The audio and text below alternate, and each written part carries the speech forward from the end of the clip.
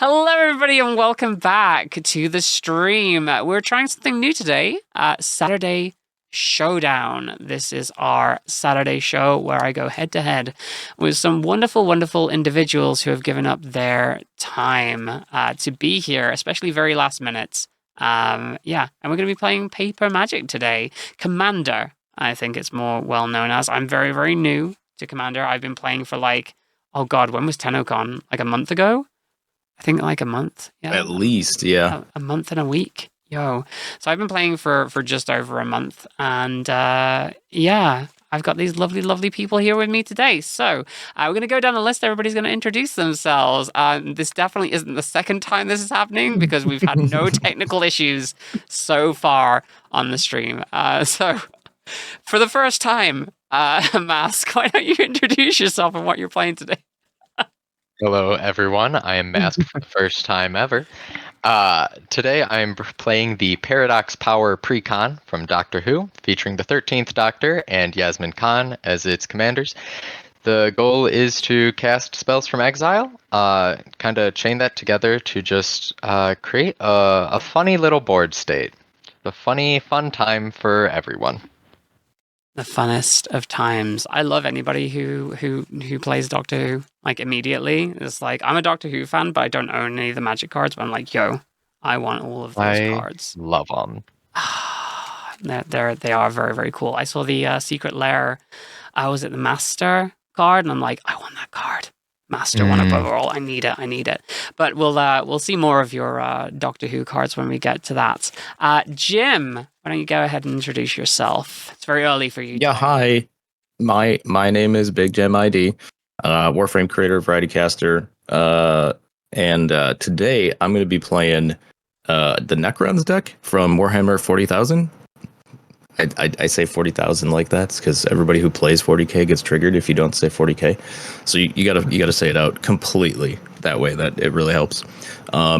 Lately I've been playing the Sam and Frodo Lord of the Rings precon, and I haven't played this feller in a long time. So that's what I'm playing today. Awesome. And last but by no means least, I'm gonna have to do an unfriendly mulligan. First of all, because apparently I just didn't shuffle very well. Dylan, introduce yourself. Hi. Yeah, my name's Dylan. I know Jim and Mia from ye old Warframe days. Yeah. Any more? I just started a YouTube channel that's kind of focused on Magic content and helping new players learn because I've only been playing 9 months, and so there's just so much to learn. It's been a good ride. Today, we are doing some Baldur's Gate shenanigans. What if Will went a much darker route? So we're playing Will, Blade of Frontiers, with his background being the cultist of the Absolute. So we're looking to roll dice, get 1/1 counters, and sacrifice creatures for 1/1 counters. So big creatures, dead things, reanimating things, lots of fun. Just double checking. I had 6 in my hand there. Yes. So without further ado, I guess we just get started here. I've never really done this before. It's interesting. So do we want to roll to see who goes first? Yeah. Let's roll for high then, and get a D20 or something. Oh, D20 works. Yeah, I can do a D20. I got a special full one here. I want to see everybody's D20s actually, because this one's I have. Oh, mine's so this basic. Lovely pocket watch that I definitely did not steal from my university back in college, which perfectly fits the mini D20 that I have. So I'll roll that. That's so cool. That's awesome. I see that Jim, me and you were just copying each other today. Absolutely, we have the same freaking MaskMan underneath. We got the same mouse, and now we have orange. D20. All right, let's see. So I don't know how this will bode well for a dice rolling deck, but it's a nat 20. It's a nat 20. I don't know how this bode well for a game at all, but I got a nat 1. Oh, no. Well, I got a 6, so I got 17. So you got 17. Okay. All my luck went on the first turn, and I'm not going to roll well the rest of the time. I tell you what, I only have 6 cards in my hand, but I'm actually very happy with them because the thing happened that I thought wouldn't happen. I'm very happy that it happened. So, 'cause it doesn't usually happen. I'm nervous about my hand. I didn't want to mulligan again. It will probably be slower than I'd like, but that's all right. That's all right. Mm-hmm. Mm-hmm. Right then, Dylan, you got a nat 20. Goddamn. Yeah. The Really luckiest, insane. luckiest goober. All right, well, you're up then. Let's do the thing. Okay. I will draw for turn. I will play, for flavor, a Black Dragon Gate tapped. I get to name a color, so I'll name red. So this can tap 4 black or red. And then that's it. I'll pass. All right, so I guess we just go to in the order it is. Let's do Jim and then me and then MaskMan. Yeah. Yep. That's straight. Fortress tapped. Pastor. Awesome. I am going to put down a mountain. I'm going to tap that and mount it into Soul Ring. There it is. Oh my god. The cut worked? Oh my god. The cut worked apparently. And but then I am going to pass turn. Yeah. Great. Take the first turn draw. I'm going to play a Temple of Epiphany. It's scry 1. I will leave that on top, and I will pass it right back to Dylan. Let me... Okay. All right. Not what I was hoping for. So we will play a mountain for turn, and then I think for here, we'll probably tap 2 just to play Will. So Will says, if I would roll 1 or more dice, I may roll that many dice plus 1 and ignore the lowest. And whenever I roll 1 or more dice, I'll put a +1/+1 counter on him. That's it. I'll pass. Cool. Draw. We're gonna go swamp, Mindstone, and pass turn. Wunderbar. Let's untap, no upkeep, and draw. Oh, I just realized I didn't draw on my first turn, but that's fine. I'll just... You can draw now, that's fine. Go ahead and take it. Thank you for... Get that land draw. I got so doubt it's going to excited. change what you would have done on turn 1. I got so excited for the Soul Ring, I just forgot to draw. That's I'm very happy about that. I will play a Kessig Wolf Run, and then I will... How much have I got to deal with here? Like 4 here? I can't actually Only play one anything. color of mana. It's ridiculous, yeah. Okay, I will tap the Kessig Wolf Run and the Soul Ring, and I will play Desecrated Tomb. Whenever 1 or more creature cards leave the graveyard, create a 1/1 black creature token with flying. So that's nice. Yeah, awesome. And I will pass turn. All right. I will untap, upkeep, and draw. I knew, right? I knew that card. I scried that card. I will play a forest, and I will tap 2 for a Talisman of Impulse, featuring the 12th Doctor's iconic electric guitar. Ooh. And I will pass. Okay, I will untap and I will draw a land. I did not. That didn't happen. Okay. So what we have to do from here, we still have moves to make. They're just not the moves I want to make. I will tap 2 to play a Mold Folk. He's a 1/1 with lifelink. I can pay 1, sacrifice a creature, and or an artifact, I guess, and put a 1/1 counter on the Mold Folk. I'm not one to draw first blood, so I'll pass. Oh, okay.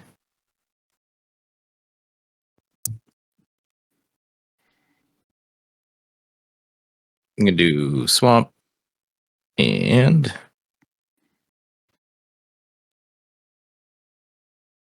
we'll tap 4 for an Imhotep, the Stormlord. He's a 3/3 that whenever 1 or more artifacts or 1 or more cards, artifact cards, I can read, leave your graveyard, I create 2 Black Necron Warrior artifact creature tokens.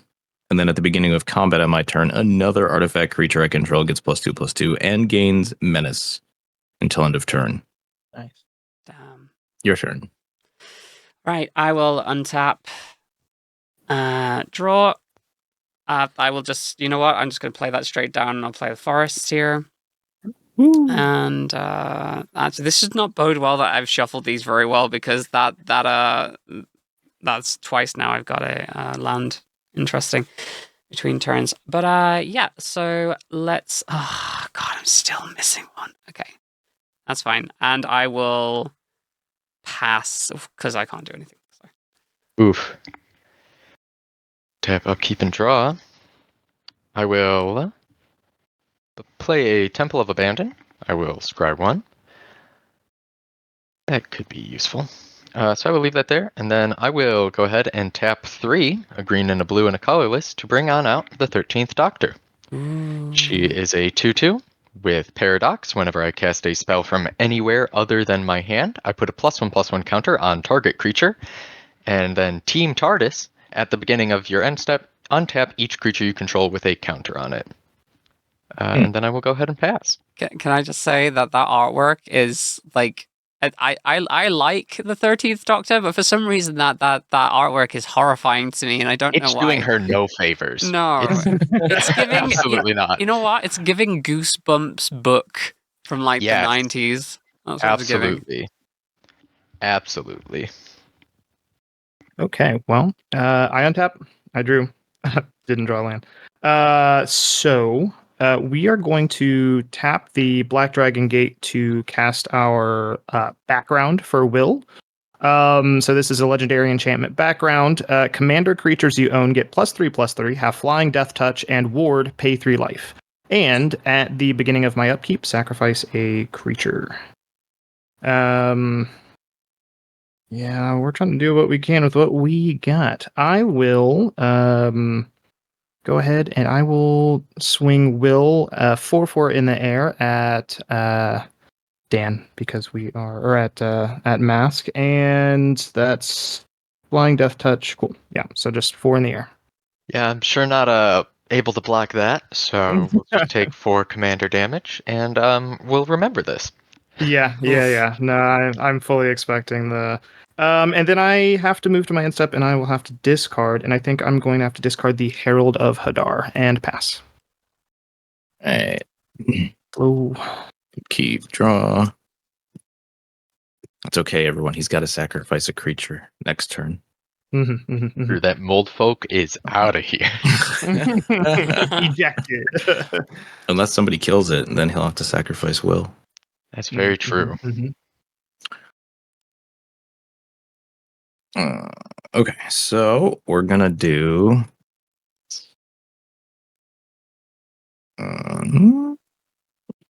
Was Moldfolk just a 1/1? Yeah, it's just a 1/1. Okay, It's just a little guy. a little feller. Just a funky little dude.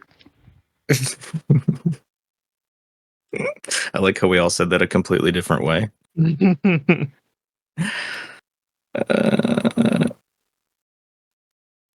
All right. Well, it doesn't really matter much. So, I will swing 3 at Dylan. Yeah. I'm gonna take the boppening. I'll take 3. Okay. And then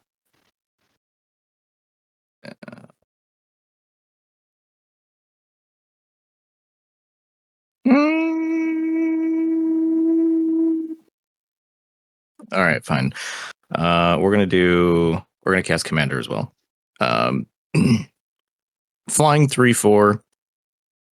Whenever it attacks, I mill 3 cards, and I may put an artifact creature, or vehicle from among the cards milled into my hand. And then, of course, whenever an artifact creature leaves the graveyard, I create 2/2 Necrons. So I've got some synergy here. Yeah, it's going.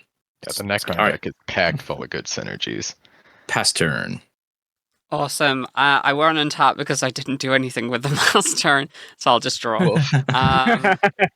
Oh, God. All right. Okay. This is not going well for me. I'm just going to play... on 2 lands, I feel it. No, honestly, it wasn't another land this time, so I'm very happy about that. But I will play this land for this turn. Mortuary Mire, that comes in tapped. When it enters the battlefield, put target creature from a graveyard, which is empty, on top of my library, which I can't do. So, yeah. And let's see. Is there anything else that I want to do here? You know what? Yeah, I'm gonna. Oh, I can't. No, I can't yet. Okay, I'll pass for turn. Oof. Right, I will untap, upkeep, and draw. Right, another card that I scried and definitely did not forget. Anyway, I will play a mountain for turn. And despite really wanting to be mana efficient, I'm just going to tap 4. And I will cast Yasmin Khan, my second commander. Since I'm casting that from the command zone and not my hand, that will trigger the 13th Doctor. So I will put a +1/+1 counter on her. Oh, jeez. So Yasmin is a 3/3 human detective, and I can tap to exile the top card of my library until my next end step. I may play it. So I'm going to keep good on my word. I'm going to move to combat. I'm going to swing 3 at Dylan. Yeah, okay. I'll take 3. And then I will move to my end step, and the 13th Doctor will trigger to untap each creature I control with a counter on it. So she will Gross. untap herself, and I pass. We have Vigilance at home. Yeah, that's Yeah. really good. Oh my gosh.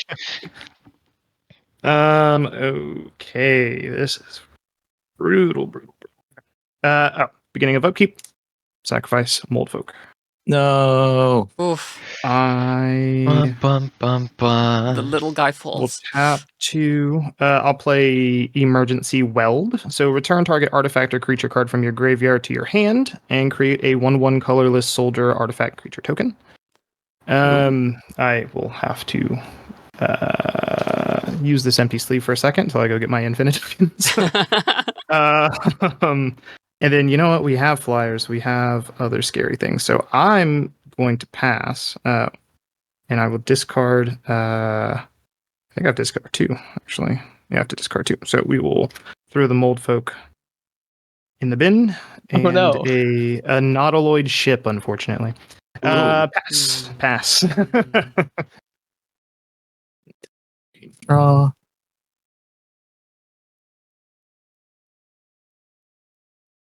How you feeling about things, Jim? How's your turn going? Oh, I'm gonna love watching Necrons be made, like, just for milling. This is gonna be fun. And then we're gonna do first. I want to do probably. I don't know. All right. Well, let's see what happens, shall we? So let's move to combat. Beginning of combat. This feller triggers, giving this guy 2/2 and menace till end of turn. So he's a 5/6 flying menace. That's nice. Woof. So my commander. Oh, this could be fun quick. 5/5 commander every turn. Yes, please. Well, the only person who hasn't taken damage so far is Mia. So It is me. Mia, we're gonna swing a 5/5 or 5/6 commander at you, and then whenever he attacks, I mill 3, and then I may put an artifact, creature, or vehicle from among the mill cards into my hand. So we're gonna mill 1, 2, 3. Of course, it's gonna be 2 lands and an instant. Darkness of all the instants to lose. That's what you guess, I guess. Just a question about spell table, as this is technically my second ever time using it. How do you mark commander damage down on this? A little lesson.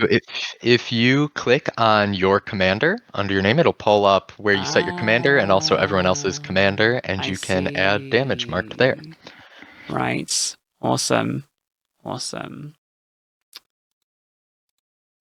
So second main, since I don't get any Necrons, dude. My army isn't coming along.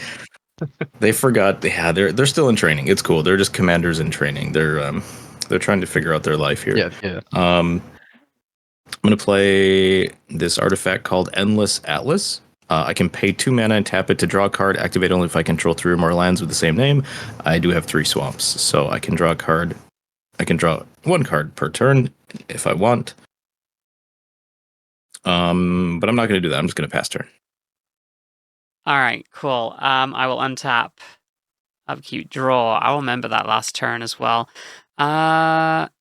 Uh-oh. Yeah. No way of defending myself. Got it. All right. I'm gonna go ahead and play Corpse Churn. This is not ideal, but I want to be able to get something out on the field at least. Corpse Churn is put the top 3 cards of your library into the graveyard, then you may return a creature card from the graveyard to your hand. So let's do that real quick. Oh, look at that lovely I land just tried as doing well. that. Like, Ooh, that would have been such a pretty great. forest. Oh no, another land. Oh, Oh, God. Lord. And another land. Oh, okie dokie. You're having the You know what? That was opposite probably problem. for the best. Yeah. That's really annoying. That's really annoying. Okay. Pour one out for the land. Mhm. All right. Jesus Christ. I'll pass. I will pass. Like, Respect. Tap, upkeep, draw. Okay. What order do I want to play cards in? We're gonna start in this order. We're gonna tap 3 for the Confession Dial. An absolutely heart-wrenching episode. When it enters, I will surveil 3. 2 and 3. And then it also has tap target legendary creature card in your graveyard gains escape until end of turn. The escape cost is equal to its mana cost plus exile 3 other cards from your graveyard. So I am going to just kind of do a bit of deck thinning here. I will surveil Psychic Paper and the 12th Doctor to the grave. Leave the other one on top.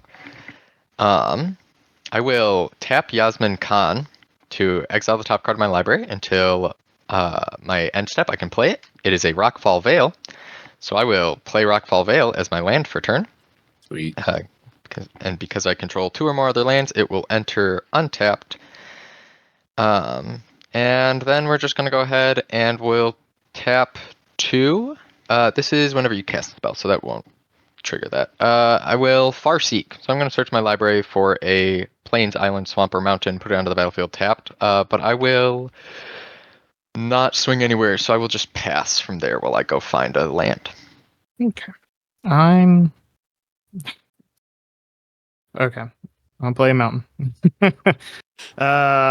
Not exactly what I wanted. Oh, yes, we will sacrifice our wee little soldier. No. Okay. Yeah. you We took so have- long, like, making that wonderful, wonderful soldier with that wonderful, wonderful imagery as well. I know. I'm really quite talented when you think about it. Okay, so I'm gonna tap 3 for Mahadi. I'm so far behind on mana that things are not gonna go my way here shortly. I feel like I have the So at opposite the problem. I know. Like I'm sitting over here, like you grabbed all my lands. So Mahadi says at the beginning of your end step, create a treasure token for each creature that died this turn. That being said, I'm gonna move to my end step and create a treasure and pass. Oh wow. Yeah. End of your turn. I'm gonna draw a card using my Atlas. Boop, boop, boop, boop. All right. Let's have a cute draw. Perspective is fun. Ooh.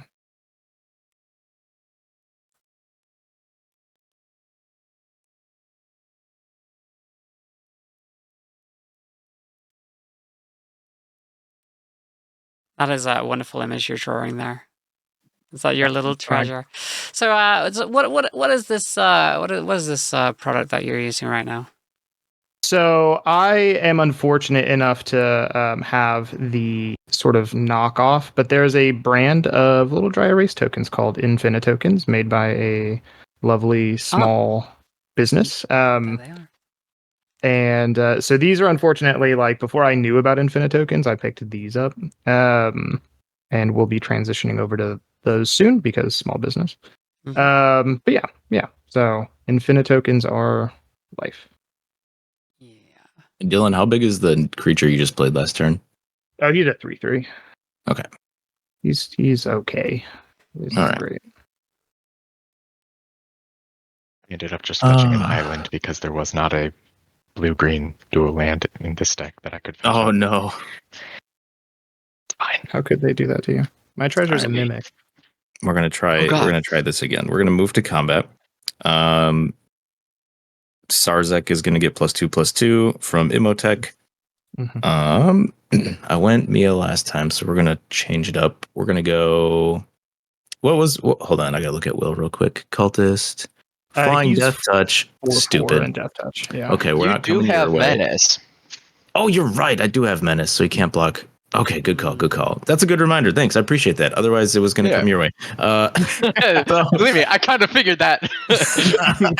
Dylan, I'm going to hit you with a 5/6 Flying Menace Commander, and then when he attacks, I'm going to mill 3. So let me do that. Sure. Land again. Artifact this time. Hey, there we go. We got the Plasmancer Nice. and Illuminator. Ooh. All right, so we got 2 options here. They're so gross. I love them. Plasmancer, flying 3/3. When it enters the battlefield, I search my library for a basic swamp, reveal it, put it in my hand. Oh, that could be handy. And the other one is a 3/3 that says sacrifice another creature to add an amount of black mana to the sacrificed creature's mana value. Oh, I see. That's very good. Holy hell. Yeah. Woo. I don't know if I have a way to continuously get creatures back yet. But that seems like that could be dandy. So I'm gonna do that one. I'm gonna grab Illuminator Scissorus back to my hand from this guy. And then when he leaves the graveyard from this guy, I'm gonna create 2/2/2 Black Necron warrior artifacts. So that's nice. Very nice. There they are. Hooray, it's working. Okay. And then just those 5 are the 5 commander. All right. Second main. We will cast that guy that I just grabbed back. So now the Illuminator Cesar Ceres. We're going to play this guy. And then I will pass turn. Awesome. I will untap and draw. Okay. Right. So you know what? I'm going to take this opportunity to actually do something a little bit cooler. Let's go. And maybe shake up my deck a little bit. Riveter's Overlook.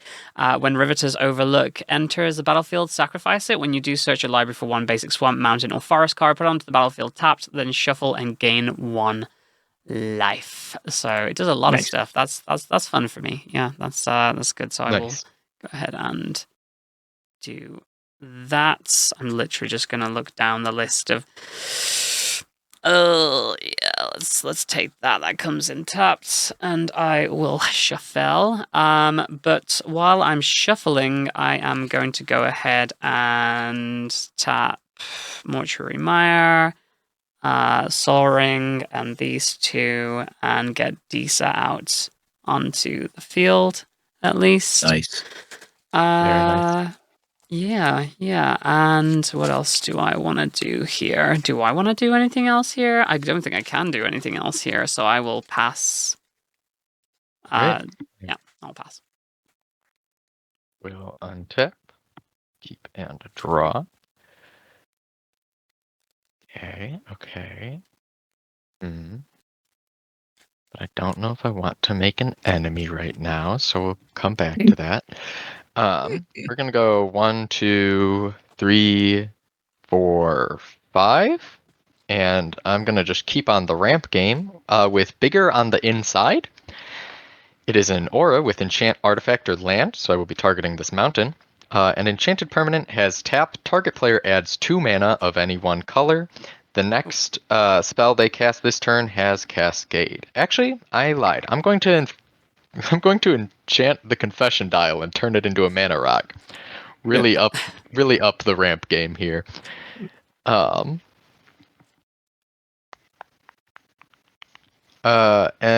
then I'm just going to tap 2. And I will foretell a card.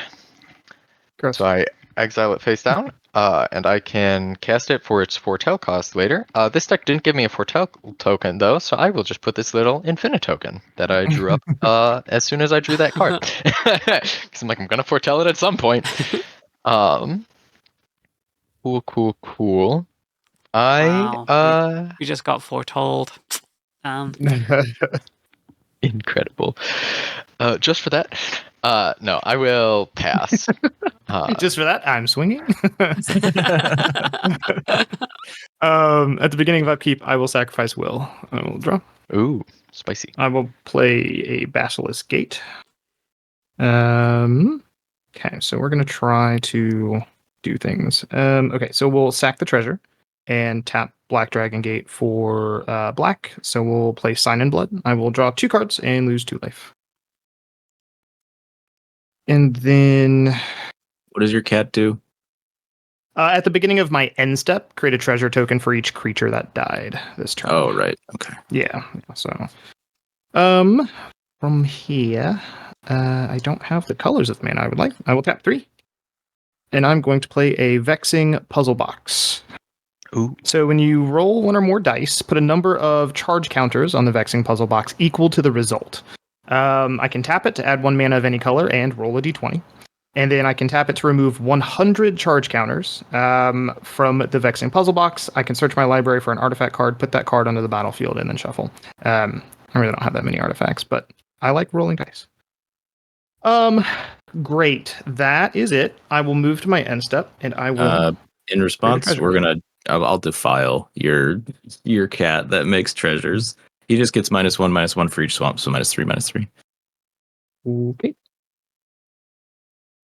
Pass. Untap. Upkeep draw. Woo! Swamp. All right. Who hasn't taken commander damage yet? That's Mask. me. Okay. We're gonna move to combat. Let's see. Disa's a 5/6. Good lord. Okay. Yeah, she's a chunky girl. Dang. Do I want her to eat Necrons for lunch? Maybe. Might be worth. I mean, I have not had a chance to do anything this game yet, so I'm. Yeah. All right. Yeah. So I'll get +2/+2 in menace again. That'll Does be that coming make him- your way. Mask. 5 Yep. in the air, and then Can't two stop that. 2/2 Necrons. We're gonna throw at Mia. They're just regular old 2/2 artifact boys on the ground. Just 2/2 artifact boys. There's nothing special Yep, about that's them. it. Nope. So if I just block with Disa, like, wait a minute. One of them dies. Hold on. You gotta. Oh, wait a minute. Hold on. Hands are clean on this one. Hands are clean. I just feel like that this is a mistake if I do block them, because like, They're just coming at. There's no tricks. There's But no tricks. You promise there's There's no no tricks. tricks. All right, I'll There's block no them. tricks. I'll block them. Then. all right. You'll just take 2 then. Um, I just wanted to push damage through. I'm gonna mill with commander again. See if I hit some dudes. Artifact, sculpting steel. Oh, that would have been a good one to have. Ooh. Night Scythe vehicle and Triarch Stalker. Okay, so I got 2 options. So we've got a flying 3/1 vehicle with crew 2 that whenever it enters the battlefield, I create a black 2/2 Necron artifact creature token. Okay, pretty all right. Basically turns my my Necron warriors into a flyer. That's kind of fun. And then this guy over here, this is a 4/5 with, at the beginning of combat on my turn, I choose an opponent. Creatures attacking the last chosen player have menace. Oh, that's pretty good. Okay, that seems nice. So just everybody gets menace then, huh? I really want to choose the vehicle, but I mean, menace is hard to beat, you know? So I'm gonna choose the Triarch Stalker here. Bring it back to my hand, and then this guy will trigger and give me 2 more warriors. I like warriors. Okay, so we got warriors. Can't believe you've not taken any damage yet.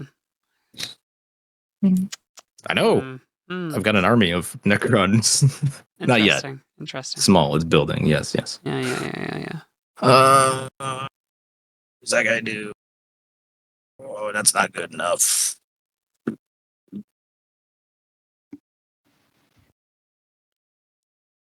I mean, this guy could just chill, I suppose.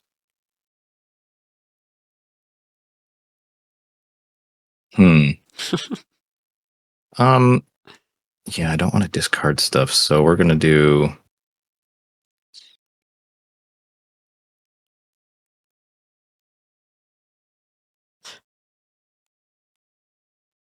Part of me is just like, this card is a -4/4 on any target. I'm gonna cast this little guy called Triarch Praetorian. He's just a 2/1 flyer that when he enters the battlefield from a graveyard, I draw 2 cards, lose 2 life. So I basically just have to unearth him in order to do anything with him. So he's just gonna chill. He's just gonna be a body for now. Okay. Pass turn. Flyers. All right, I will untap, upkeep, no upkeep, and I will draw. Ooh, kidoki. All right. Struth. I just realized these are both technically swamps, so I will just get my board state a little bit better today. I'm going to tap these 2 for swamps and my Sol Ring, and I'm going to play Mortivore, who is power and toughness are equal to the number of creature cards in all graveyards. I don't think there are. How many creatures in graveyards right now? There's one here, and I think there's some in the Necron, and there's definitely a couple in. Oh my god! Yes, sorry, Jim. You do have a fair few, don't you? I have one or one creature. Yes, one creature. Yep, I'll keep track. One here as well. 2, 3. So it's a 5/5 right now. It looks like 5/5. Yes. Awesome. Let me get like an oversized spin down for that. All right, 5/5. Cool. Do I want to do anything else with my turn? Yeah. Okay. So, oh my god, you've got so much stuff. Jesus Christ. What's your highest toughness right now, Jim? 3 for that guy. 3? And 3 for that guy. 3 for that guy? Okay. All right. Okay. So I will move to my combat phase, and I will declare... You know what? Let's...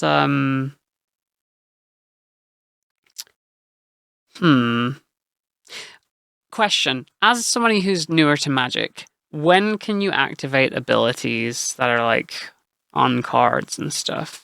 If you're talking about your Kestig Wolf Run, you can activate that at instant speed anytime as long as you have the mana to activate it.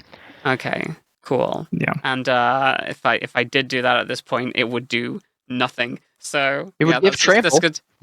It would give trample. Yeah, that's good to know. You know what? Yeah, I'm going to move to my combat phase. I'm going to throw Disa at you, Jim. And okay, so 5/6. It is 5/6. All right. Let's do 2, 4, 6. 2, 4, 6. I'm gonna block with these 3 up top. So a 2/1, a 2/2, and a 2/2. Okay. Well, I am going to play an instant in that case. Then, I am going to tap for Forest and this. And play Master's Rebuke. Before damage goes through, I'm going to target creature you control. Sorry, let me hold that up actually. Target creature you control deals damage equal to its power to target creature or planeswalker you don't control. So I'm going to go ahead and use that on your guy with the little stick thing whose name I can't see. This guy. Yeah, that guy. That guy. Okay. Okay. Ah, he's just gonna die then. So he's just gonna So- die. Yeah. And then And then these guys are just gonna die. those guys are gonna die. Nice. Quick fireball it. It's only got two. It's only got Gut 2 shot? HP left. And yeah, I will move to my end step and pass turn. Right. My army. Tap. Well, I gotta take. Somebody's gotta like take you down. That's a very, very dangerous board state already. Come on, like. Yeah, this it definitely feels like it's about time to start taking the space fight to the space zombies. I'm going to first tap 2 to cast the spell that I have foretold, which is the Foretold Soldier. Oh. Foretold Soldier is a 6/6 that must be blocked if able, and can't be blocked by more than one creature. Doesn't have trample, just requires a one-on-one fight. And whenever it deals damage, exile it face down, it becomes Foretold. So it just kind of like keeps flickering back and forth. Oh, it's the mummy from that episode of Doctor Who. Yeah. Yo, I love that. I saw a clip of that the other day. Jesus, 6/6. That Yeah, is cool. and since that was cast from exile, that will trigger the 13th Doctor, so I will put a counter on Yasmin Khan. Oh, wait. Another creature went into a graveyard, right? Yes. Yes, thank you. All right. Sorry. Continue. And then we're going to commit a bit of... First, I'll tap the Confession Dial to add 2 mana and give my next spell Cascade. And then we will go ahead and tap 2 more. And I'm going to cast the Flux.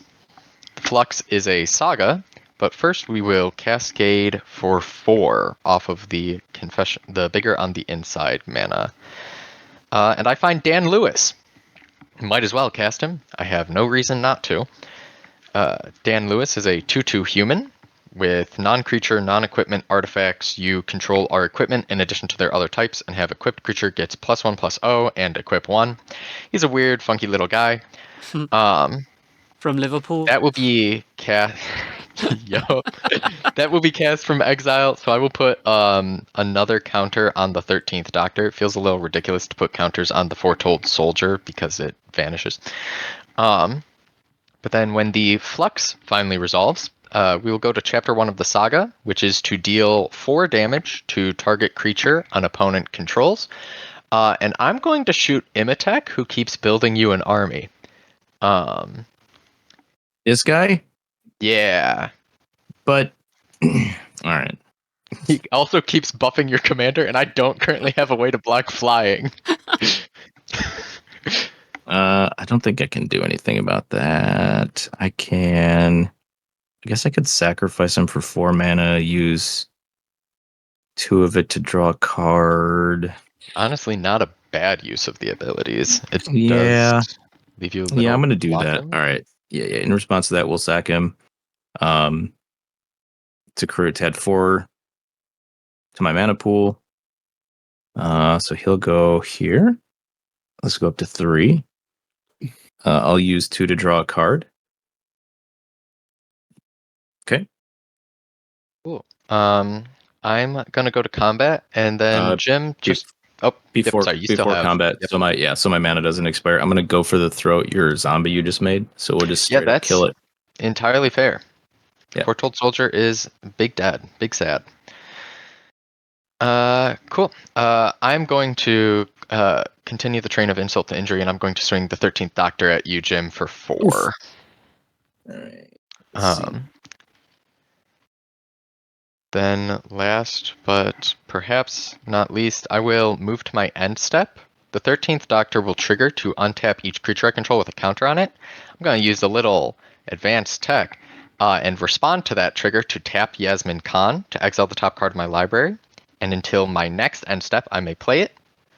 So that is Path of Ancestry will sit under Yasmin until the end of my next turn, since I'm already in this end step. And then 13 will untap herself and Yasmin Khan. And that will be to you, Dylan. They're such good friends. The 13th Doctor and Yasmin. It's just good friends. Good friends. Yeah. Some might even say roommates. Roommates, yeah, they were roommates. In the TARDIS, totally. Yeah. Let's see. What do I want to do? Gym has been handled for a very short duration, but at the Yeah, I don't get cost my army of- anymore. I'm just like normal dudes now. Yeah, It has been normalized. I'm probably going to do this now so that I'm not the only one catching up. I'm going to Blasphemous Act. Ooh. That So seems everything good. will take 13 damage. Jesus Christ. Yeah, I'm I sorry. guess You I got hit the will hardest. respond. Just exile another card with Yasmin. Well, there's Okay. goes a land that I'm gonna lose one of them. Cool. But yeah, I have no other responses. Okay. Do It's I have 13 anything damage I to each can creature do? and each player, right? Just each Just- creature. Yeah. Holy Okay. moly. Oh, okay. Who is So- also player. Oh my god. Yeah. Could you imagine? Chandra's Ignition, but Uh, very cheap. So currently in exile and can be played on my next turn. Just trying to decide where I want to send Disa, if it's to the graveyard or back to the command There. area. Ladies are going home. Oh, wait. Was there 8 creatures on the hold battlefield too? Ah, shit. Oh, that's so I good. don't have the mana for it. Fuck. Okay. Never mind. To Oh, the regenerate. regenerate. Mordor. Yeah, for the regenerate. Yeah. That sucks. Yeah. I'll just return her to the command area, I guess. Okay. Okay, so I'm going to tap. I gotta be sure I kind of do this right. Okay, so I'm gonna tap the puzzle box and the Basilisk Gate. I'll roll a d20 for the puzzle box, and I'll put 4 counters on it, as that is the result. So I will tap that for black, tap for colorless. I'm going to send the Ghost Lantern on an adventure. So I'll return target creature from my graveyard to my hand. I will pick Mahadi. So that stays in exile, and I can cast that at a later point in time for its 1 mana cost. And then I will tap for red, tap for black for Reassembling Skeleton. So for 1 and a black, I can return it from the graveyard to the battlefield tapped. But that's it. It's been slow, so I will pass. All right. Tap, keep, draw. Oh! I mean, that's good. We got to play a Soul Ring. All right. All right. 1, 2, 3, 4, 5. I'm going to play a Living Death. Oh, That says each player exiles all creature cards from their graveyard. Oh, Then sacrifice. no, Then don't worry. You're going to sacrifices- like this a little bit. Yeah. Then sacrifices all creatures they control. Then puts all the exile cards this way onto the battlefield. So it's essentially basically you're getting everything from your graveyard. All your creatures from your graveyard come back to the battlefield, okay. and then all the ones on the battlefield go away. I should have put Disa in the graveyard. yeah. I did. Oh, Lord. Okay. Well, I get 1 card back, at least, I guess. I have Dan Lewis, the Foretold Soldier, and the 12th Doctor making his first appearance this game. All right, and I'm getting back. Look at everybody. Question: How many? Considering that there's Oh. no creatures in the graveyard, how many Yeah. creatures are in the graveyard now? If the... Oh no, I didn't think about it's that. just goners. Did Mortimer just die again? I don't know. Is there I have just 1. 0 Oh, creatures? there's one in Dylan's. Reassembling Yeah, skeleton. Dylan had a creature. Quick, cast it. Yeah, Jesus if I Christ. weren't tapped out. Jesus Christ! I could have just instantly ceased to The exist. mighty as soon as... 1/1 Mortimer. Yeah.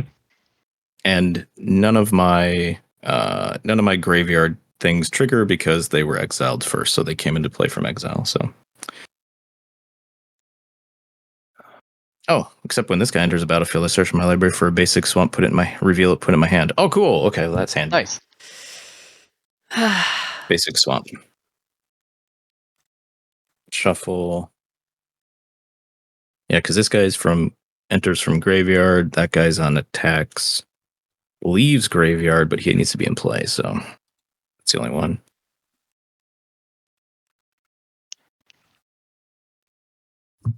Swamp into hand, swamp into play for turn, because all I played was Soul Ring.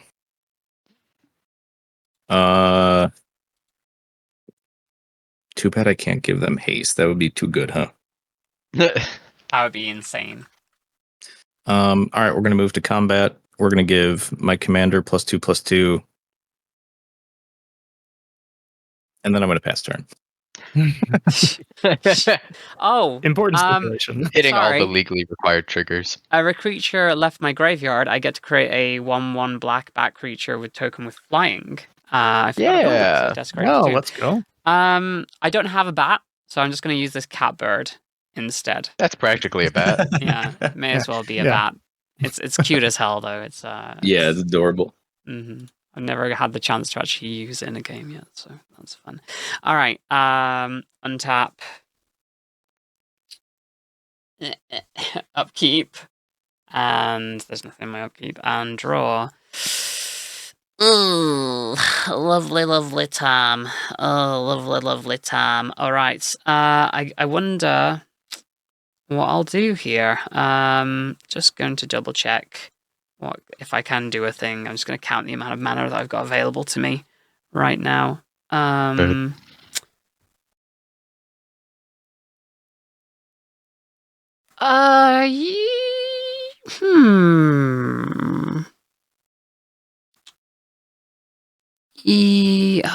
Lord, I don't want to have to lose. Oh, Jesus Christ. Yeah, you know what? This turn I will just go ahead and Oh, I can't do that either. Oh, that sucks. That really sucks. Okay. You know what? Screw it. Let's do this. I am going to go ahead and give tap the 1 for regenerate on Mortivore. And then I'm going to go ahead and tap. Doesn't sound good. Yeah. One. Don't love the preemptive regenerate. I'm going to go ahead and tap this one, this one, this one, and this for 2. And I'm going to play Gluttonous Hellkites. Oh, okay. Oh. So, Gluttonous Hellkites, when you cast a spell, each player sacrifices X creatures. Gluttonous Hellkite enters the battlefield with 2 1/1 counters on it for each creature sacrificed this way. So, because it was 2, that gets split up between the 2, so it's only going to be 1 creature each, I guess. I'm going to sacrifice Mortivore. He's going to go to the graveyard. He's going to come back. And he is going to generate me another little bird. Another little bats. So where's my 1? I'm gonna lose Dan Lewis. He served his purpose. Okay. I'm sacrificing my Praetorian. Praetorian.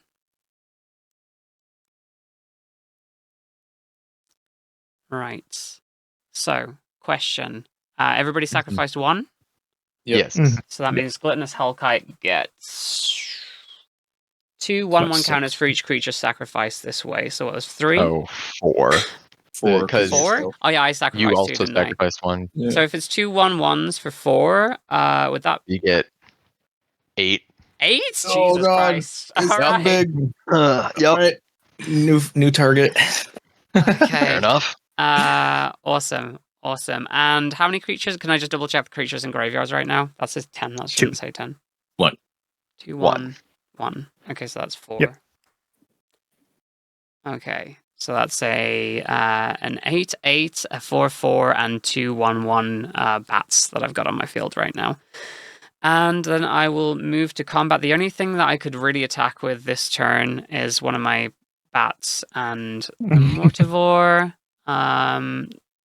Does anybody not have flying right now? It doesn't really benefit me to actually attack anybody at the moment, I guess.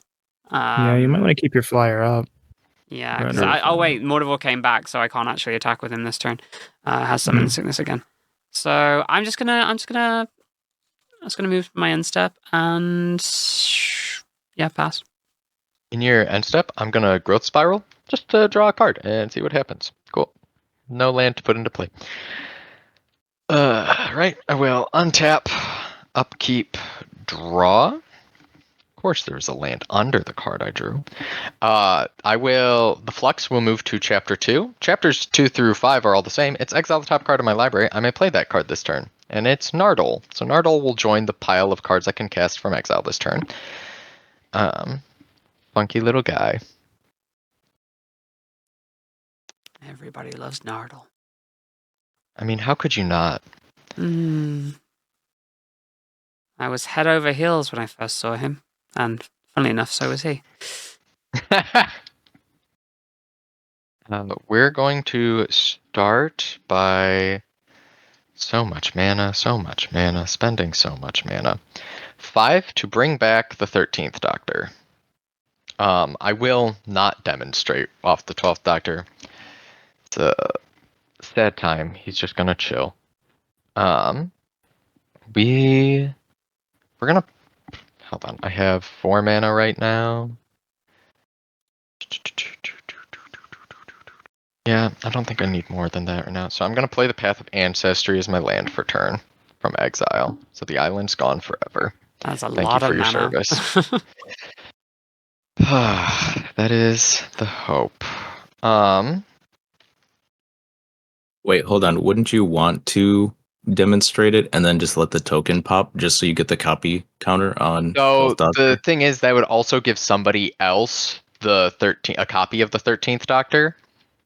And I don't think I want anyone else to have a copy of the 13th Doctor. Oh, I didn't even see that part. Yeah, I thought you so copied it demonstrate yourself. you copy it, but also somebody else copies it. Oh, yeah, I'll take it off your hands. It's fine. No, it's okay.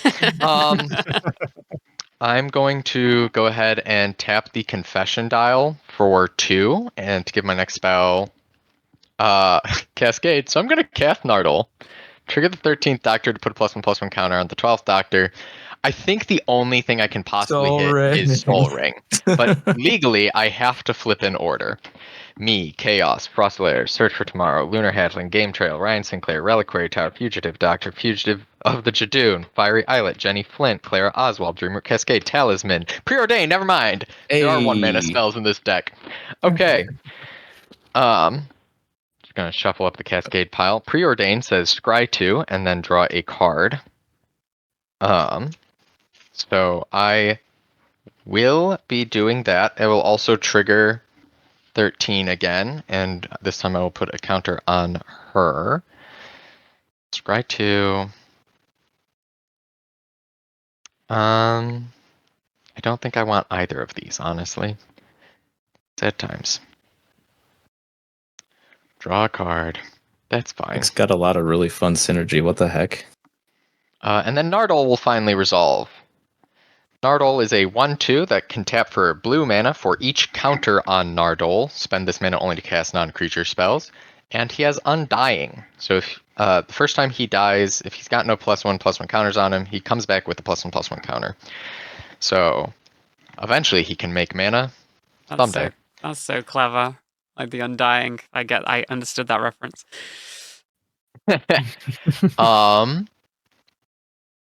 Gosh. A 5/5 sure does sound like it could make a dent somewhere, but it also sounds like it could get itself trounced. You know what? We force the issue. I'm going to send the 12th Doctor at you, Jim. Yeah, math He's is for currently blockers. I get it. Let's see. So it's a 5/5 at the moment. Yes.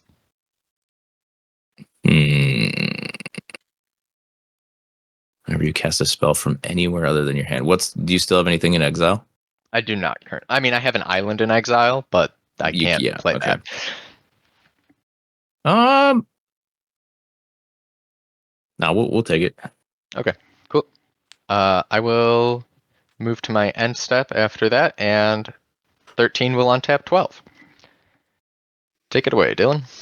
7, 8, 9. I was thinking the exact same thing. No, sorry, that's 2 different decks, unfortunately. Yeah. Draw a swamp. Okay. We're playing the catch-up cleanup game. So I'll tap 1 for black, and I will unfortunately have to tap the puzzle box for black as well, which means we roll a d20. And and that is slightly off, but it is just a 10. So we will go up to 14 counters. I will play a Dark Prophecy. So when a creature that I control dies, I can draw a card. I do draw a card. That's not a May ability, and I will lose 1 life. What would I like to do here? I think I just have to try to come.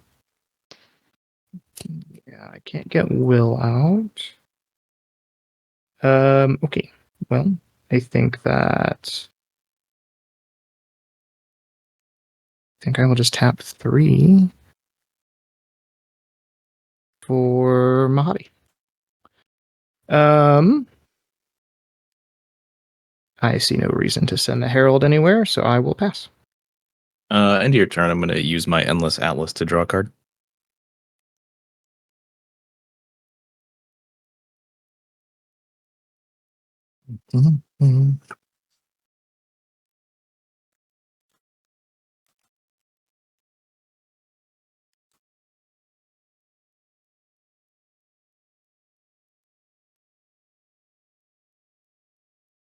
Interesting. Okay, got some heat here.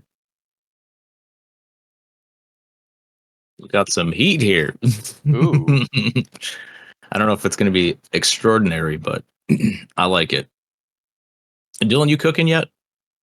No, I'm doing the opposite. I think I'm in the middle of a frozen tundra. Damn, okay. That's perfect. That's actually a good answer. All right. So I drew this really fun card that I think is going to be really fun. Correct me if I'm wrong here. You guys will have to vote. So I'm going to tap 8. Oh, that does not bode well. The board wipe again. It's not a blast. 4, 5, 6, 7, 8. 5, 6, 7, 8. So we're tapping 8. I'm going to cast this card called Shard of the Nightbringer. Oh. And this is a flying 8/8. And when it enters the battlefield, if I cast it, which I am, target opponent loses half of their life rounded up, and I gain that life. Woohoo! Oh, wow. Zig. So fair is fair. We're gonna roll a d4. Oh God. And we'll go. So Mia, you're the host. Choose evens or odds. Odds. Odds. Okay. Yeah. Mia gets odds. Who gets even? It's a 4. All I right. have a feeling that's somehow me. It's a 4. Yeah. So Mask, you will lose Half 15. rounded up, so I'm going to Yep. lose 16 down to 15. Yeah. And I'll gain 16. I am a death's door all of a sudden. You're really not doing a good job of not putting a target on your back, Jim. I'm just saying. Listen, I'm playing the cards as they're dealt. Really cool art for that card. That's dope. Yeah. Laser eyes. And it's just an 8/8 flyer after that. Yeah. Yeah, no big deal. Yeah. All right, and then we're gonna move to combat. So, there he is? Okay, Combo City here. We're gonna line him up a little bit better. Imhotep is gonna give Scissorek +3 or +2/+2 in Menace again. Let's see. Yeah. Okay.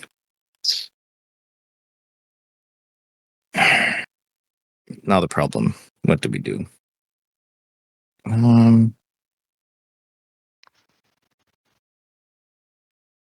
I think you should pass your turn while you think on it. Nah. Let it jackate for a bit. We're good, bro. Let's send. Mia, is your bat an actual flyer? Yes, my 2 bats are actual flyers. Dang it. Are they Okay. grounded? Fair.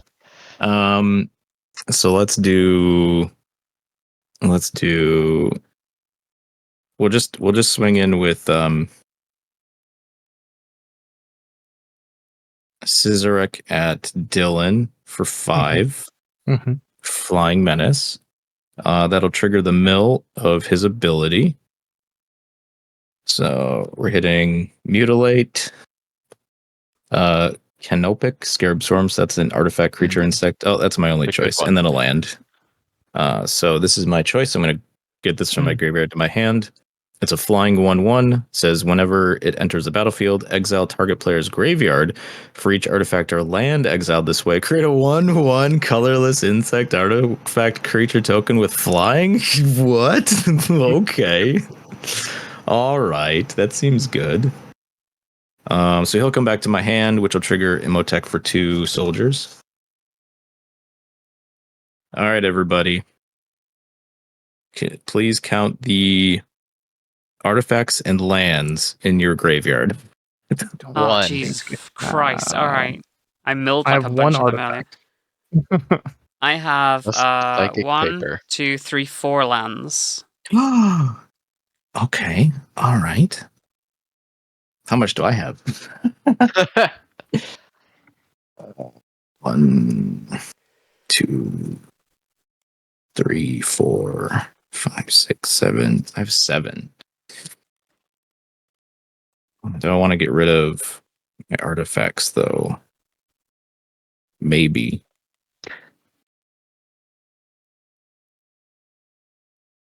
So 4 1/1s with flying. How big is your dragon? It is an 8/8. 11/11. It's got base 3/3. That's too big. Oh wait, sorry. Yeah, no, it's wait, yeah, is that right? Yeah. Yeah. Yeah. That's Okay, cool. Yeah, it's an absolutely 11/11. Yeah, sorry, I was Oh reading my the number on God. the die. Yeah. That's huge. 11/11 Flampler. Yeah, I don't know how we're Size getting. example. I'm getting through that one. That's Yeah, gonna be a don't say how problem. we're getting through that one. That's gonna be a problem. Don't worry, like MaskMan, Dylan, you got nothing to worry about from this right now. I'm Thanks. Yeah. Yeah. the 47 at the moment. If you keep my gluttonous Hellkite alive, I can try and do some stuff. Got you. Oh boy. How do we handle that? How do we handle I have a question danger. before you could make any decisions. If a spell returns from a graveyard to the battlefield, it's not been cast, right? Correct. Okay, cool. So if Gluttonous Hellkite dies and comes back, I wouldn't get to do the thing. Yeah, you'd have just be a 3/3. you'd have to put Gluttonous back into your hand In order to and then cast him again. cast. Yeah. Yeah.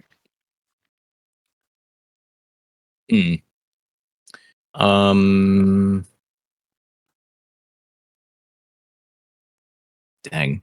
Tough decision here. I guess I'm gonna just chill. I'm gonna you know what? 1, 2, 3, 4, 5, 6, 7 cards in hand. Okay. Yeah, I'm gonna do that. I'm just gonna chill. I'll pass turn.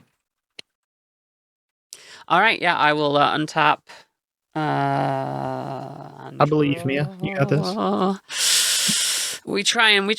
Yeah, you know what? We'll bring this boy onto the field. Actually, let's do that. I will pay. You know what? No, I'm gonna move to combat. Let's Just gonna start with combat. I'm gonna start with combat. So, I do like this card, Kessig Wolfrun. It's a good one. It is a very good card. So, you know what? Let's go all in here. Uh-oh. You know what? No, let's do this instead. I'm gonna. Oh, I don't have. That'd have been so good, but I don't have it. Damn it. So we're gonna do this instead. Let's. Terrifying. I'm gonna go ahead and pay that's, and then 1, 2, 3, 4, and I'm gonna activate Kessig Wolfrun. Target creature gets +X/+0 and gains trample to the end of turn, which is a bit redundant. So until the end of turn, this is going to have an extra 4 on it. So that's going to be now a 12. Sorry, not 12. 15/15 flying Danger. trample. And what flyers have you got right now, Jim? A 3/3 and an 8/8. 3/3 and an 8/8. Yeah, let's go ahead and swing Gluttonous Hellkite over. No blocks. Yeah. There's enough health that it's like. So that's gonna be Jim's back down to earth. Jim is back down to earth for a little I've bit. returned. Yeah. Sorry, I thought it was only fair after you took that. It one. very Stole much 16 was. of my life. You're still holding on to one of the life you stole from me. So. Huzzah! See that back? I will just quickly respond to the chat real quick. Benny.gay, thank you so much for the raid, the strong old raid there. Really appreciate that. Welcome on into the stream. This is Saturday Showdown, specifically Magic the Gathering. I'm playing Magic with some wonderful, wonderful individuals here with me today. We're playing some Commander. And the game is going interestingly so far. But yeah, sit down, make yourselves at home, and allow yourself to enjoy. If you've not seen any Magic before, it is going. Jim has had a fantastic lead on the rest of us. And everything's kind of like equalized a little bit more now. But we have with us, we have MaskMan, we have Big Jim ID, and we have Dylan KG as well. So yeah. I'll move into my post-combat phase then, and I'm tapped out for mana. So, yeah, keep in mind, I did that for you all of y'all. And we appreciate it. Yeah, I'm not going your way at all. I mean, if I ever attack again, I'm not going your way. So I will pass turn. No. Never say never, Dylan. Never say never. I'm going to cast Think Twice to draw a card. I'm more of a think once kind of guy. Wait, is that card really in that deck? Think Twice? Yeah, it's amazing. Yeah. Just a nice little 2-mana draw card, and then it's got flashback, so I can cast it from my grave, trigger all my paradox effects. Oh, I was thinking that time. was the one that was like draw a card for each card, name this card in your graveyard. And I was no, like, what the heck? Why is that in there? Yeah. I will untap, upkeep, draw. I will go to chapter 3 of the Flux and exile the top card in my library. It's Osgood. Operation Double. 4 mana. When you cast a spell, create a token that's a copy of it, except it isn't legendary. Taps to add colorless. Spend this mana only to cast an artifact, spell, or activate the ability of an artifact. And paradox, whenever you cast a spell from anywhere other than your hand, investigate. We will see about that. How do you spell that card real quick? Osgood. Osgood. Let's see if I can get the light to... There we go. I found it. Cool. Osgood So that is Thank you. better. She's great. That would be really funny to cast right now. Do I want to cast that? Question marks. Oh gosh, I have to pick my land for turn 2. That's so many things I have sorry, to this do. goes back down to a 11. 11? Yeah. I think we're going to tap the Convection Dial for the bigger on the inside, 2 mana, and Cascade on my next spell. We're going to go 1, 2, 3. Question is, I think... Oh gosh, this is specifically artifact creature. Okay. I'm going to cast Become the Pilot. Enchant non-commander creature. You control enchanted creature. Enchanted creature gets +2/+2 and can't be blocked unless it's attacking its owner or permanent its owner's controls. And I would like to steal the Shard of the Nightbringer. But first, we're gonna Cascade for 5. Oh, the Flaming Tyrannosaurus! No, I wanted that! That's too big. We're gonna find Beast Within! Okay. That takes care of a few problems. That definitely takes care of a problem. Beast Within, I haven't been quiet about my disdain for one specific card. We're gonna blow up Imatech Stormlord. No. Shard sounds good. You can. No, Shard is becoming mine. I'm stealing He's gonna Shard. jump in the way. It's like activating trap card. Okay, that's Takes the bullet. Hey, you get a 3/3 green beast, and look at this That's cool nice. art. That's cool. That was my name in high school. 3/3 beast. 3/3 beast. I will Don't ask why. put a counter on Nardole off of casting Beast Within from exile. So this is an 8/8, and I will draw a picture in a moment. Ooh, actually, hold on. That is the first spell I cast from anywhere other than my hand, so I can demonstrate Beast Within. I'll take one. I was gonna say, Dylan, if I give you a Beast Within, will you not point it my way? Sure. Where do you?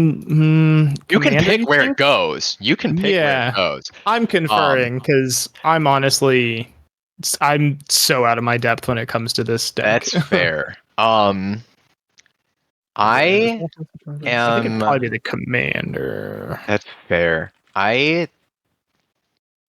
think I might just shoot the card draw artifact. We're just really tearing Jim apart and giving him a bunch of 3/3s. This? Oh, that's true. Yeah. Oh my yeah. god. Yeah. Look, it was that or That's the ramp piece Yep. creature. So like, we're really Yeah. growing your board here. Okay. That will put an additional counter on 12 because I copied a spell. And then you get shard, right? Yeah, I have stolen shard. I was tempted to steal the Hellkite because 13 would untap it, but I think having a really big flying blocker is also just valid. Wait, steals it permanently? Yeah, so as long as it's enchanted, I steal it. And you're also the only one who can block it. If I swing it anywhere else, it's unblockable. But right now, it is my big 10/10 flying blocker. Also stops me 10-10? from like swinging like my gluttonous Hellkite at all, I guess. And just killing me. That's the big thing. I just don't want to instantly die to the gluttonous Hellkite. Okay. I mean, I to think be fair, I if I pull another land, then I could still do that, I guess. yeah, okay. You don't have to say it that way. I mean, I can't now, but you know. We're gonna go ahead. We're gonna tap 4. We are going to cast Osgood. Since that is from exile, I will trigger 13, put another counter on Nardole. When I cast Osgood, Operation Double, I will create a non-legendary copy, which they gave me a specific copy card for. So there are now 2 Osgood Operation that's Doubles. so strange. So for those unfamiliar, the whole shtick there is that Osgood got copied by, oh gosh, what are they called? There's a type of alien that can copy people, very Invasion of the Body Snatchers type situation. Oh Jesus Christ! And I don't know this. I know this, but now it's the Zygons. Yeah. Yeah, she got Zygoned, which is why it's human alien shapeshifter, because after the whole ordeal was figured out, they were the only ones who knew which one of them was the original, and they're like, we're just going to keep that a secret. So who knows which one's Osgood and which one's Zygon Osgood? Who knows? I think it's the one in the sleeve. That's the real one. Okay, I'm going to sleep the other one. And then Michelle Gomez came in and ruined everything. Oof. And then I think I'm just going to play a tap land, the Frontier Bivouac. We love a good bivouac. No, that's a turn. Word. Yeah. Yeah. Do I want to swing 12 anywhere? Might be. Not terribly. Yeah. Cool. So I will go ahead and pass to you, Dylan, while I draw the card. I will hope that I found a pocket of lands, because I think I'm about 7 mana behind everyone else right now. Did not draw. Okay. Well, this is not exactly how I'd like to do this, but Just to check, no more creatures in graveyards at the moment, right? no. I blew up at least one of Jim's that would have actually gone to the take graveyard. a count here. So I have one still. Yeah, I still have just 2. Yeah, 2 over here too. So 5. Okay. Yep, 2 over here. Okay, I'm gonna tap 4 for a Scavenger Drake. So it's a 1/1 flyer, but whenever another creature dies, I may put a 1/1 counter on the Scavenger Drake. I will then tap 2. I will roll a d20 for the puzzle box, and those keep rolling off. So it's just a 2. It's fine. And I'm gonna cast a Merkel's Edict. So I will roll a d20. For 1 through 9, I will choose an opponent. That player sacks a creature. For 10 through 19, each opponent sacrifices a creature, and for 20, each opponent sacrifices a creature with the greatest power among creatures. Ooh, 20. Why am I 20, even drawing 20, this? 20. So 20 so unlikely that I'm not even considering it. I got a 17. So each Oh. opponent sacrifices a creature. Just any Necron creature warrior. or specific? Just any. Yeah, I'll you can do the sacrifice one of token. my little tiny cat bats. Let's say they're cat bats. Okay, so the Scavenging Drake will Gonna get 3 +1 +1 sacrifice the counter. original Osgood. So there's Oh. another creature in the graveyard There's now. another creature in the graveyard. Awesome. Okay. So that's really all I can do for my turn. The Scavenger Drake gets 3 +1 +1s for 3 dead creatures, so it's a 4/4 now. And then at the beginning of my end step, Mahadi will trigger, and I will get 3 treasures. Dope. And the pass. All right. I like how every one of our turns was just like something big, something big, something big. Like it's We're definitely dangerous at now. that point, yeah. Yeah. Land for turn. Okay. How does Jim not die? I've got 2 beasts. Should have 3. What did you point yours at? No, 2 beasts from your beast withins, bro. Yeah, Dylan had a Beast Within 2 somewhere in there. Yeah, I thought one was yours, one was mine. Or did you copy? So I yours? got 2 copies of Beast Within, and then you also got one. Okay. Well, in that case, Yeah. I apologize, Jim. I probably at this rate, the other one tap sack a creature. Yeah, I'll get rid of the Illuminor. There is. This guy? Just to prevent ramp shenanigans. All right, and that is another beast. Felt weird to after the fact take your commander out. So That's fine. Did it have to I be appreciate pointed to the that. same person, or could it have been No. pointed to anyone? no. But like, I mean, could you have pointed it back at Mask? I could, Oh. but the deal was that I wasn't going to do that were I to okay. get a copy. Yeah. Right. So, Okay. and I'm hoping that choice gives me some level of immunity from big swings. When I said this is my big 10/10 blocker, I meant it. This guys, I have no intent to send the shard anywhere anytime soon. Mask, how many flyers you got again? Just to I have check. a singular big 10/10 flyer. 10/10. All right, got it. Yep. Don't worry, I'm not coming for you. Unless I you come for appreciate me. that. Nope.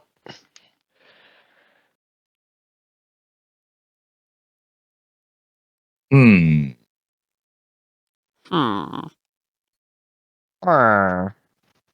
Yeah, see?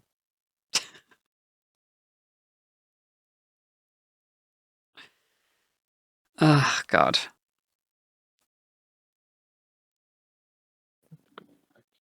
How are we feeling, Jim?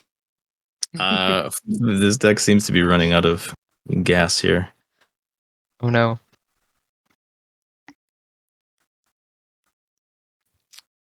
I mean, to be fair, you did make yourself a major target after stealing off of somebody else's life. You stole 16 of my life, so I killed a couple of your things and took your big guy.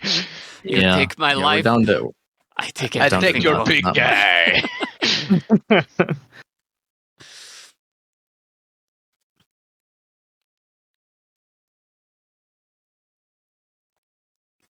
Oh. Just looking at Jim's graveyard is giving me anxiety, and I don't know why. Okay. Let's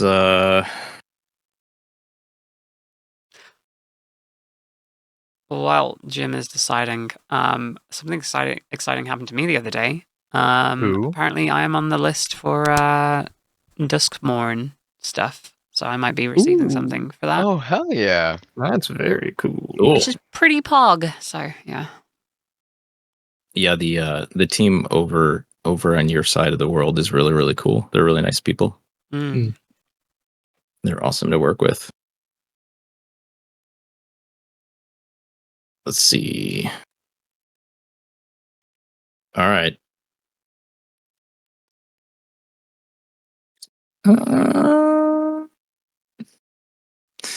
right. Well, we're gonna go 7 for a creature called Technomancer. It's a 5/1, and when it enters the battlefield, I mill 3 cards, and then I can return any number of artifact creatures with total mana value 6 or less from the graveyard to the battlefield. He There you loves go. clubbing. God, some of those things won't stay down. We're gonna mill. We're catching Ghost Arc Vehicle. We're catching Lich Guard, artifact creature, and we're catching a Dread Return. No! Dang it. Oh my god. Oof. That's all right. I can still Wait, sack 3 creatures if I want to make that work. So Can I That's see true. the art of that Dread Return? Because I have that Mhm. card in my deck, but it's not That's a good too card. That is cool looking art. That looks very like similar as well. yeah. I love how All right, Spell so the Table 6 is just failing me on every card that I Oh, need to yeah. check. So Oh yeah. yeah, I really like when it pulls up a beta planes. It's like, yeah, that's definitely what I clicked on. it just pulled up plot for that card, so that's fun. All right. So we're going to do Imhotep and Treyarch Praetorian for a total of 6 mana value. So those are coming back in. I And keep then- killing Imhotep, and he keeps coming Oh. back. He's so good. You should just kill a crappy one. I won't bring him back. 1, 2. Okay, 2. 2 creatures and artifacts, or 2 creatures in graveyard. So that went down to All right. 5 then, I think. Well, let's see what we get. Whenever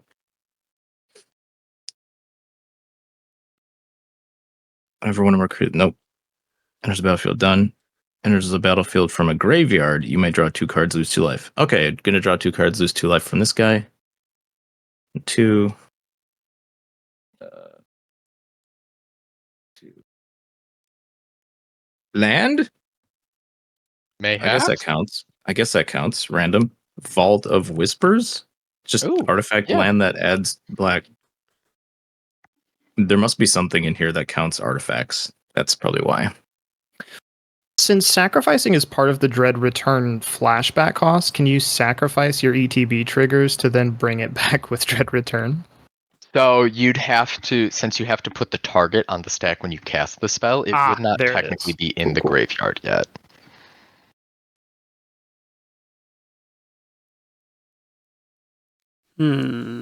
Sacrifice happens immediately though. That should work. It happens immediately, but you have to. So essentially, what happens when you cast the spell? We'll use Dread Return since it is the relevant spell here. You cast Dread Return and you choose your target before you pay any costs.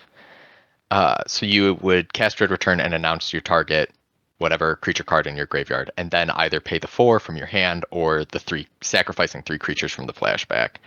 Yeah. So if the creature you were targeting cared about how many creatures are in your graveyard, the 3 creatures you sacrificed would have died by then.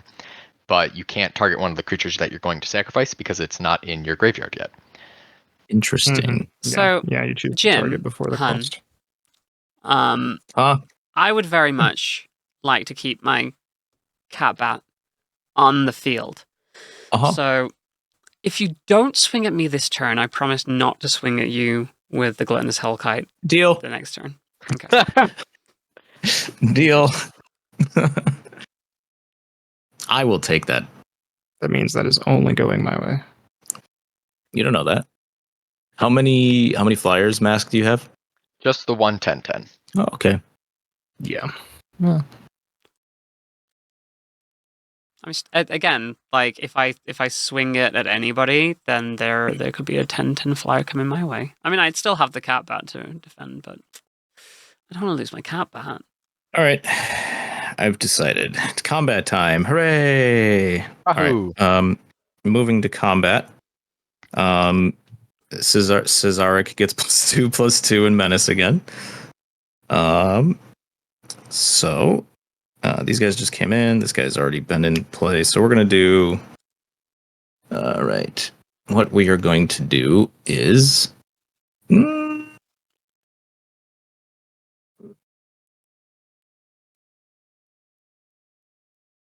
We're gonna pray. We're gonna try and feel lucky here. I want my shard back. So we're gonna go 3 beasts, Scissorek, and Necron. Mask. Okay. So it's Sark who I can't block, right? Because he's got Right, Flying yeah. and Menace. So that's Yep. a guaranteed 5. I'm just going to mark that down now so that I don't forget. Yep. Sugar shot. And then it's 2 3/3s and a 2/2. 3 3/3s and a 2/2. 3 3/3s and a 2/2. So I will block the 2/2 with a 3/3.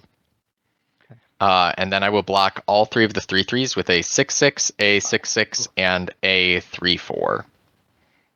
Okay. So I will kill off your tokens and take 5 from your commander, and then the Foretold Soldier will be reforetold because he dealt damage. Sweet. Shazam. All right. I milled with my Cesaric and got 3 fucking swamps. Oh, Okay. 4 creatures died, so Scavenger Drake will go up by 4. Hell yeah. That's what I like to hear. Any more in graveyards? Sorry. Or are they I all think they were all tokens? tokens. I just they killed were a all bunch tokens. of tokens, yeah. Just tokens. Depression. Damn. My Mortivore is out here like, no. Ready to scoop them up. All right. And then I'm going to cast my Canopic Scarab Swarm, Oh yeah. and I'm going to target myself. So That's pretty my graveyard goes away, and for every artifact or land, I get a 1/1 colorless insect with flying. Damn. Yeah, that's pretty good. Ooh. That's a lot. So 1, 2, 3, 4, 5, Yeah, 6, there's a lot of land. 7, 8, 9, 10, 11, 12, 13. Well then. So I'll take 13 1/1 insects. And they all have Just when you flying, think he's right? out of gas. Yep. Yeah. Sacrificing my poor dread return. All right. So your graveyard just emptied, right? So that means that I Yep. lose 3? I Yeah, 'cause have they're artifact creatures, maybe. I have 2 creatures in my grave. Yeah, I still just have 2. Okay. Well, I've been keeping that wrong the entire time. So that's 4. 13. I'm trying to find a 4 on a spin down, and I'm just Somehow, yeah. There we go. 13 1/1s with flying feels like it's my problem. Some. Okie dokie. I'll pass turn. Awesome. I will untap. Again, my turn is heavily gonna rely on whatever the hell is coming out of the top of my library next, because I feel like digging us out of the situation would have been a big dragon swinging at a bunch of little insects, but that deal was struck, and now... yeah, that deal was struck. It was for this Yeah. turn, so you know. Yeah. Like, Yeah, Alright, Jim I'll jumped draw. at that deal too fast. Okay. Choo. I probably should have just kept all my beasts. Honestly, I wasn't. I should have asked how big all your dudes were. That's fair. Double check my graveyard. Oh yeah, because all your creatures are artifacts too. I just have no creatures in my freaking graveyard. All right, cool. This might be fun though. On board wipe. I've got board wipes that can do very little damage as well, so I could just wipe out the bugs. Oh yeah, dude, bugs would go away. God, you know what? If I had another swamp, then we could have some really fun times here, but I don't have another swamp, so that's unfortunate. But I tell you what, I will,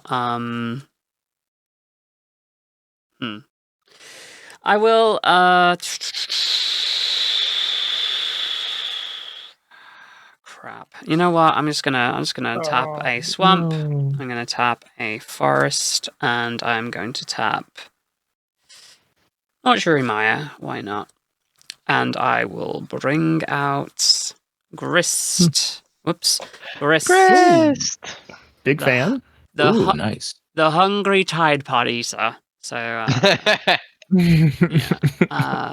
come on, spell table, do the thing. Yeah. It's literally in my hand. This is the clearest image I can provide you. Why? All right, he doesn't want to do it. Anyway, so Grist is a planeswalker. As long as he isn't on the battlefield, it's a 1/1 insect creature in addition to other types. I am just going to go ahead and instantly use its first ability, which is create a 1/1 black and green insect creature token. Then mill a card. If an insect was milled that way, then it's then I get to put another loyalty counter on Grist. But I don't have many creatures in there, insect creatures in my deck, so I doubt that's going to happen. This came with the precon, so I'll move that to a 4. I'll create a 1/1 insect. Where the heck are my tokens? Here they are. I've definitely got an insect here somewhere. Tifa's not an insect. Barrett's not an insect. Where are my insects? I do have it here somewhere. I probably should have. Yes, Oh, I insects. do Let's have go. a bat token. Oh, that's fun. Hey. I really want to use the bird though. So Stick with the choice. We're gonna pretend we didn't see that. Yeah, There it is. There's the 1/1 insect. If the catbird will die, I'll bring out the bat token. I didn't even know I had a bat token. Oh, that's from Bloomberg. Okay, cool.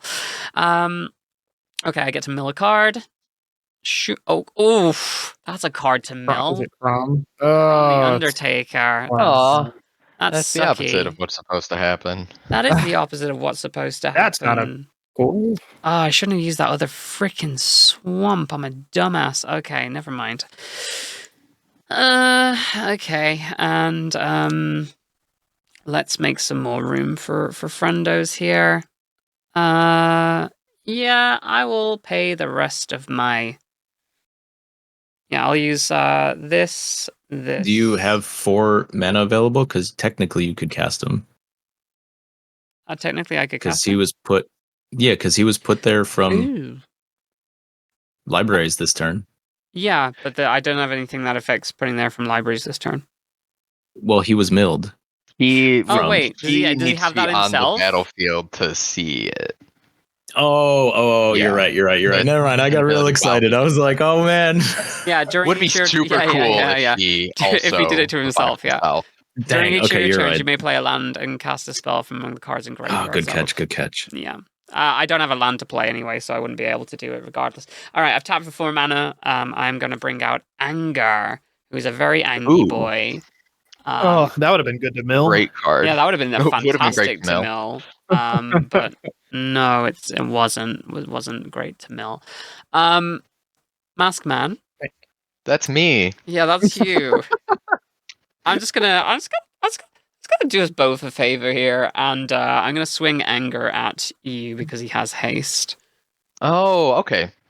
Yeah, I mean, I can do you a favor. I'll block Anger with a 6/6. Okay, Anger will die and go to the graveyard. Fine. Now you have haste. Now everything I have has haste. I'll put that next to them, and because there are 2 more creatures in the graveyard, this goes up to a 6. And I'll move to my post-combat. I can't really do anything because I've got no mana, so I will pass. All right. I will untap, upkeep, draw. I will go to chapter 4 on the Flux, which once again exiles the top card of my library. I can play it this turn. It's Heaven Sent, which is another saga to track. You like Heaven Sent. That's probably one of the best episodes of his run. Heaven Sent. It is a good one.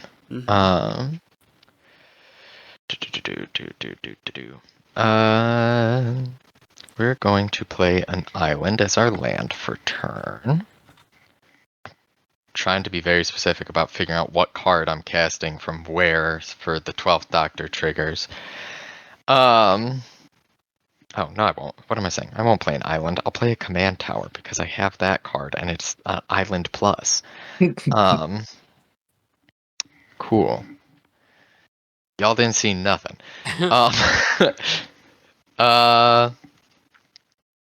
I'm going to tap the Confession Dial for bigger on the inside mana so that my next spell has Cascade. And we're just going to let the 12th Doctor see what happens from that. So we're going to go 1, 2, 3, cool. 4, 5. Yes, let's go. I'm going to cast Quantum Misalignment. Create a token that's a copy of target creature you control, except it isn't legendary, and I'll be targeting my 8/8 flyer that I control. It also has rebound, so if I cast from my hand, I exile it as it resolves, and then at the beginning of my next upkeep, I may cast it from exile without paying its mana cost. But first, we are going to Cascade. Soul Ring! Do I want 2 Soul Rings? Dang. Dylan, have a Soul Ring. I want 2 Soul Rings. I'm greedy. Thank God. I need to play cards. Let me get a token here. That will also trigger all of my Paradox effects. 13 will put another counter on Nardole. Osgood will make me a clue. 12th Doctor copied a spell, so he gets another counter. I have 2 Soul Rings. Quantum Misalignment will exile until my upkeep. I will make a copy of my pilot here. Incredible. Everybody loved that. Everybody. We're gonna tap 2 because I love making my board muddy. I will cast Heaven Sent, which will make me another clue on chapter 1. Isn't it so fun to just put too many cards on your board? Doesn't everyone love that? Too many cards. we'll Oh, also no, nothing about that. Trigger Osgood, trigger the 13th Doctor. Too many cards. Is that all investigate means? Is make a clue token? Yeah, investigate is just make a clue. Oh my god.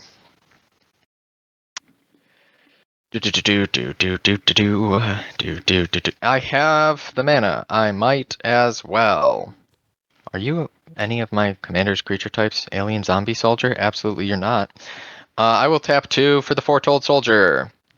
Make another clue off of Osgood. Put another counter on Nardole. Really just buffing this guy up. Cool. I have 2 Soul Rings, and what does it mean? Who can say? Neato. Predator.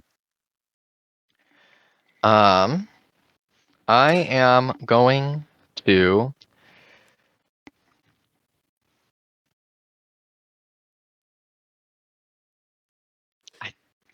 feel like I just have to play defense against this swarm of insects because I'm not finding any way to deal with them. There's a lot of insects. Yeah. How many insects? You have 2 flyers? I have 13. I currently have 2 8/8 flyers. Yeah, it's not the number I'd like to have. Here's the question: if you can only block 2 of them, you'll die next turn on attack, right? Yeah.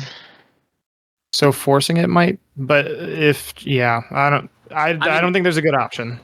At this point, it might just be better to like just swing at least one of your flyers that way. Problem is they don't have trample, so it would just trades with It'd only be I forgot that it's no trample. Well, it doesn't have to be at me. That's also true. I could send an unblockable 10/10 somewhere. Where is it getting the extra 2? Become the Pilot gives it +2/+2, and it can't be blocked unless it's attacking its owner or a permanent its owner controls. So as long as if it weren't to swing your way, it would be unblockable. Well, you should have been swinging everybody with that. Yeah, but I really don't want to put counters on it for in case I lose Become the Pilot and you get it back, which means it wouldn't untap is the issue I'm suffering. And I'd like having it as a really big blocker, you see. How would it get the counters? So if I cast something from anywhere other than my hand, 13th Doctor could put a counter on it, which would then 13th Doctor would be able to untap it. But currently, my only way to do that is to cast Yasmin. Just don't do that. Yeah. That's simple. Easy, bro. Solved. Mission mailed. I don't know that ground blockers are doing me much right now. Foretold Soldier just came in. I can't swing with him. We're going to crack a clue. We're going to see if that changes anything with here. One of your soul rings. One of my soul rings. And then you know what we're going to do? We're going to crack a clue with one of my soul rings. Hell yeah. I'm here for it.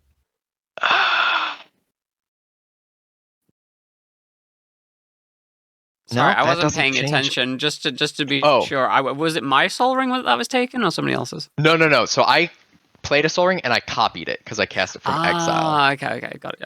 Yeah. That makes sense. Nobody's Soul Ring has been stolen. All right, I was just making sure that because like I was staring at my hand and not paying attention. No. You are all good. I'm just gonna see if I can draw into answers for things. I'm gonna create 5 blue. We're gonna spend 3 of it, and we're gonna tap for a red. I'm going to cast Truth or Consequences. It's the episode where Osgood became a double. So Truth or Consequences has Secret Council. Each player secretly votes for Truth or Consequences. I find the easiest way to secretly vote is if you have something to write on, you write it down, and then we'll all reveal at the same time. I draw cards equal to the number of Truth votes, and then I choose an opponent at random, and Truth or Consequences deals 3 damage to that player for each Consequences vote. Okay. What am I going to write on? Okay, give me a second. Yep.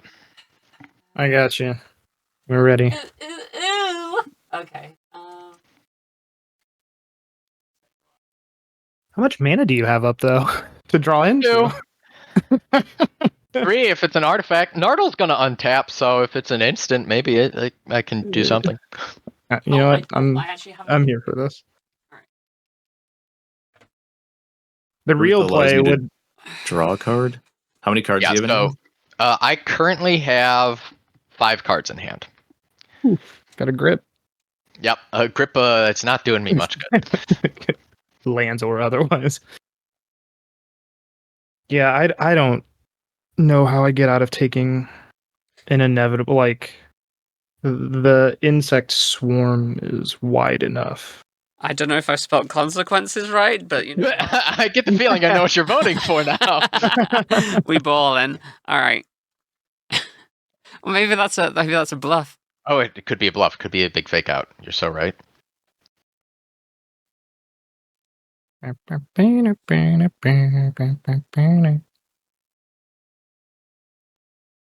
I've got the idea. I've got the perfect solution. Okay, Right on my hand. It's a bit late for that.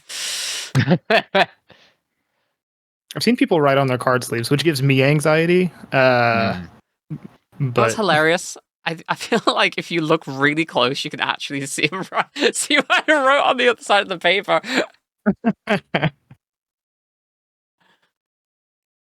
can you turn the saturation up a little bit? Might be able to. All right, I'm ready. All right, everybody got their vote? Yeah. All right, let's go ahead and reveal. All right, that's 2 truth, 2 consequences. So I'll draw 2 cards, and then, cool. I will. Jim, what is that? Whiteboard. Oh, I'm going to roll a die that looks nothing like any of the other dice that I have. 1, 2 will be Dylan. 3, 4 will be Jim. 5, 6 will be Mia. And whoever it lands on will take 6 damage. Yay. I'm so sorry, Dylan. You're I taking don't 6 believe you. damage. Could have hit the person who's got the biggest It problem. literally says choose at random. I would have loved to choose on purpose. Okay. I thought this was a cop out. Okay, that's fair. No. Like when someone's like, I don't know who to attack, and I'm like, don't you? I definitely know who to attack. Unfortunately, the die does not. Cool. So I'm gonna move to my end step, and 13 will untap Nardole, and I pass. I need a real heart of the cards moment right now. I have my puzzle box. There's an Egyptian pharaoh in there. Got a soul ring. Got a mountain. All right. Well, shit. So we will tap ye old soul ring, I suppose, and 2 mountains for 4 total. I'm gonna recast Will and put him somewhere. I guess these are just enchantments. So. Okay. I really don't have a lot going on here. We're gonna tap the puzzle box for 1 and roll a d20. Because of Will, I can roll 1 plus 1 from his ability, so I'll roll a d20 twice and ignore the lowest. And this was a 3, and that's a 13. So we'll, Tiny bit. To what end? Don't know. Not sure. Okay. Yeah, so we'll put 13 more counters on the puzzle box, and then the Drake had 8 counters on it. Okay. Then will get a +1/+1 counter for rolling a dice. With that black, I will attach the Ghost Lantern to Will. So whenever a creature you control dies, put a 1/1 counter on equipped creature. Nice. So Will, with the Cultist of the Absolute, is he gets +3/+3, flying, death touch, and ward, pay 3 life. So he is currently a 5/5 in the air. That's a blocker. And then I'm gonna tap 2 for an enchantment, Canonized in Blood. So at the beginning of your end step, if you descended this turn, put a +1/+1 counter on target creature you control, which is how the deck was sort of supposed to play. I don't have much else to do. And I need blockers, I think. So that will be 8 in the air.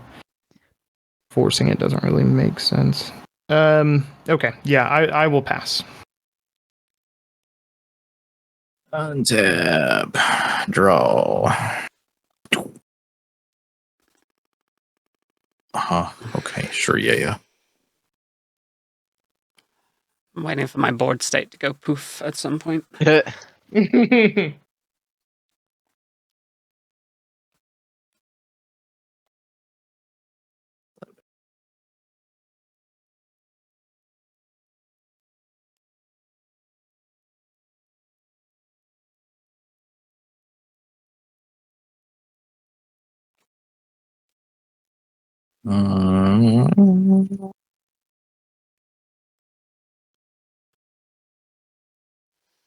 I just need more lands. Like, I'm very, like, I've got good cards in my hands. I just can't use them because I just don't have the right combination of lands.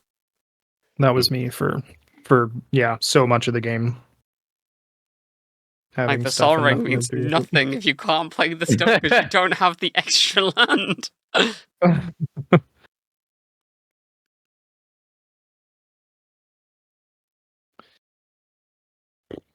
All right. I think I got to try and get my blocker back. Get my blocker back, blocker. I'm getting blocker back. Yep. All right. I'm going to cast the Treyarch Stalker from much earlier. The 4/5 at the beginning of combat, I choose an opponent. Creatures attacking the opponent have menace. Okay. Yeah. I'm gonna move to combat. We're gonna give Scissoric +2/+2 and menace. I'm also gonna choose MaskMan. Yep. Everybody's got menace. All right. And then we're gonna go. Dylan, what flyers do you have?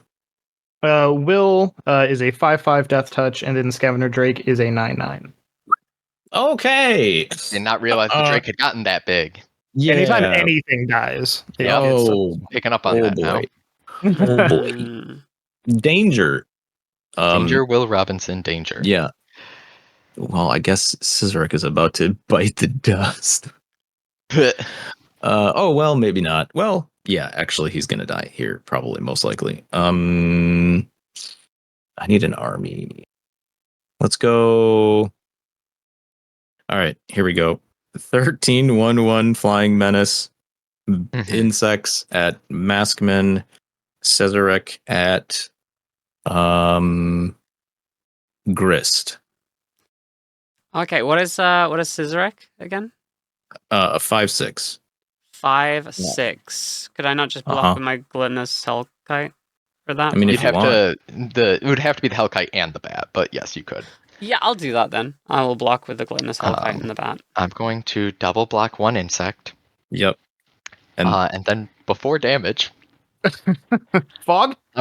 I'm gonna cast Flatline. Creatures my opponents control have base power and toughness 0/1 until end of turn. Oh, gee. So I'll kill one of the insects and take 0 damage from the other 12.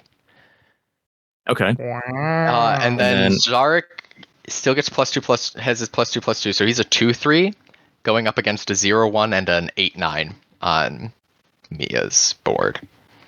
I'm gonna mill from Cesark, Yes. so I see if we can get an army. No way, Oh my dude. god, no way, triple swamp. Okay. Whew. Oh, we got a vehicle. Okay, well that's coming back. Necron Monolith, Jesus, flying Okay. indestructible 7/7, cruise for 4. Whenever it attacks, I mill 3 cards, and for each creature milled, create a 2/2 black Necron warrior. The army doesn't quit. I would like to say this Flatline is the card I scried off of the temple I played at the start of the game. I was like, that could be useful someday. And it turns out the day is today. The ultimate bluff in quote unquote digging for cards. Yeah. Yeah. He's back in the command zone, Okay. and I lose 1. Sure. You said You 1 lose insect. 1. I can only block 1 of them still. They still have menace, but the rest hit me for 0. Hell Was yeah. that 2 creatures that died? Yes. Yeah.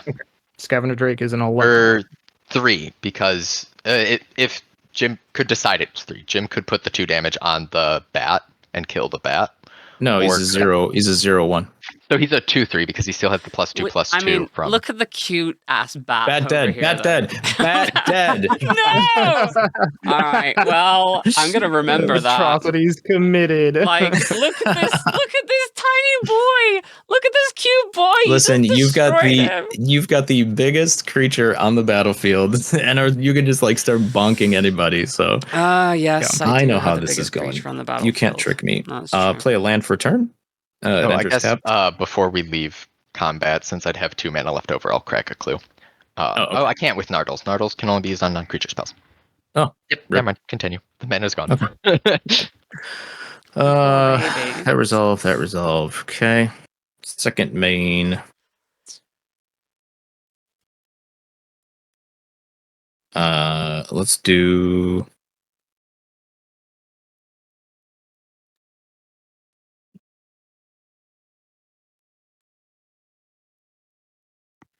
Hmm. 4 mana for this artifact called Mystic Forge. Ooh.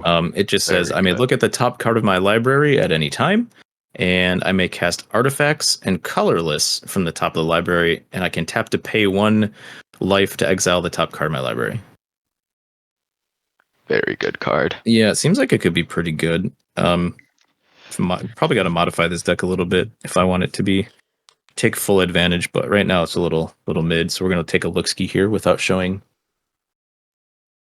Okay, what does this mean?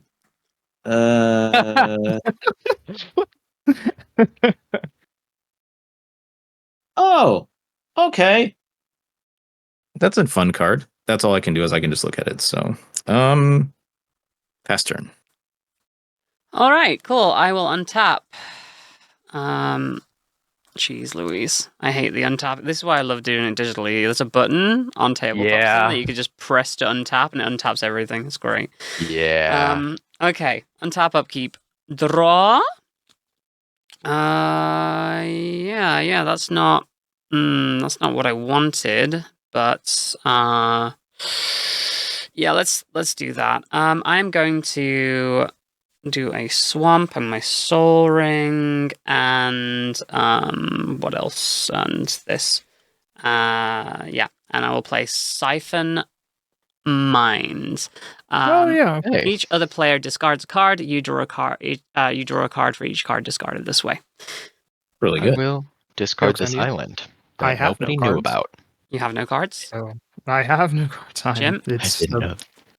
I'm gonna discard something. 4 hours later. Yeah. So I'm drawing 1 so far. Cool. I'm gonna discard my Hexmark Destroyer. This guy can unearth for 6, and he can only. It's a 6/6 that can't be blocked except by 6 or more creatures. Okay, cool. So Or I more. go up to a 7 then. I draw 2 cards. Do. Ooh. Interesting.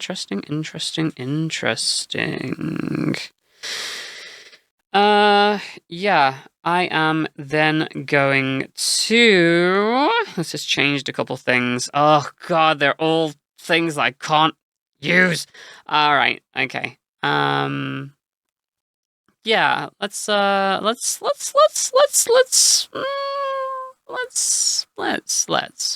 My inner monologue anytime I start an activity at all.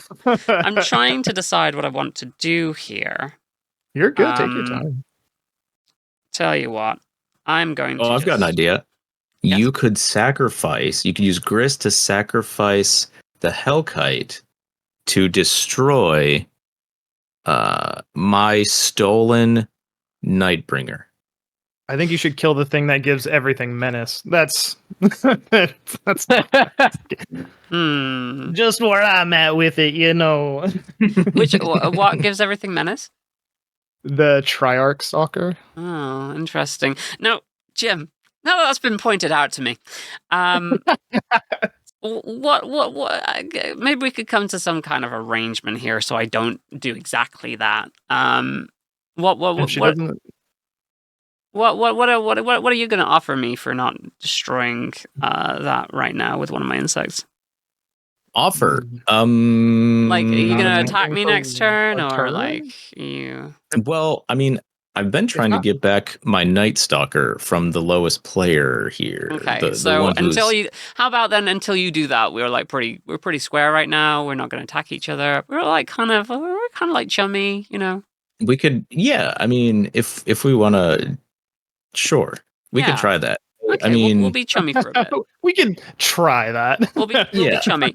If that's the case, then I will just I'm gonna crack this. I'm not gonna crack. I'm just gonna tap this, just for a swamp, and I'm gonna give. Wait, how does regenerate mortivore work? Is that just permanent? That is something you can do at instant speed. It's essentially the next time Mortivore would die for any reason, if he's like targeted with a kill spell, enough damage to kill and put on him. Instead, that damage is removed. He's removed from combat and he's tapped. Okay, so does that like happen at any points like for Up and for the rest of the turn. The next time just he for the would die rest of the this turn? turn. Okay, well I'm not gonna do that for this. Yeah, then. sacrificing a Just- permanent, anything sacrificed cannot be regenerated. So that's important to note. Gotcha. Anything sacrificed cannot be regenerated. Well, I'll tell you what then. I am just going to.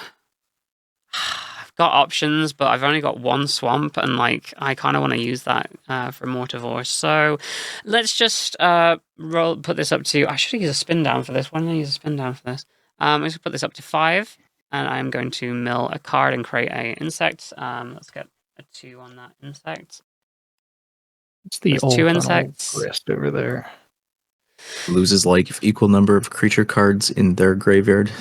Oh job. no! Oh. God damn it! Oh, that would have been like perfect on the next turn too. Oh, You need like Jesus a Christ. Ramanop excavator or something to play lands from the grave. Oh, and I'll move to my combat phase. And okay, I'm just gonna listen. That's like shocked me to my very core. So I think I'm just gonna be chill with everybody for this turn, and just keep blockers for now. So I'm just gonna pass to the next. I turn. will tap 2 on your end step to crack a clue. Down to 1. Yeah, that's Draw card. cool. Ooh, that is a very fun card. I do like that. I wish I had it like 7 years ago, but thank you for having it now. Sure. That hurt well, my Here, heart. I'll just stack up all my people with 1 toughness here. Untap, upkeep. We'll get them ready to go away. We will go up to 5 on the Flux and 2 on Heaven Sent. Heaven Sent just makes me another clue. I'll exile the top card of my library. It's a forest. I can play that. Isn't that something? Yeah, you were really close to running out of mana, so. I really was. I feel like most of us being very Um, nice to each other this game. Like, Yeah. it's not- Yeah. Oh, sorry. I do have something on my upkeep I have to do, actually. This rebounds. Quantum misalignment rebounds. And so I'm going to target my copy of the thing. And I'm also going to copy it with the 12th Doctor demonstrating. Mia, you can also make a copy of target creature you control, except it isn't legendary. Oh, cool. So my goal here is to get 2 more 8/8s. So I could just copy any creature? Any creature you control. Cool. All right. Well, I'll make another gluttonous Hellkite, I guess.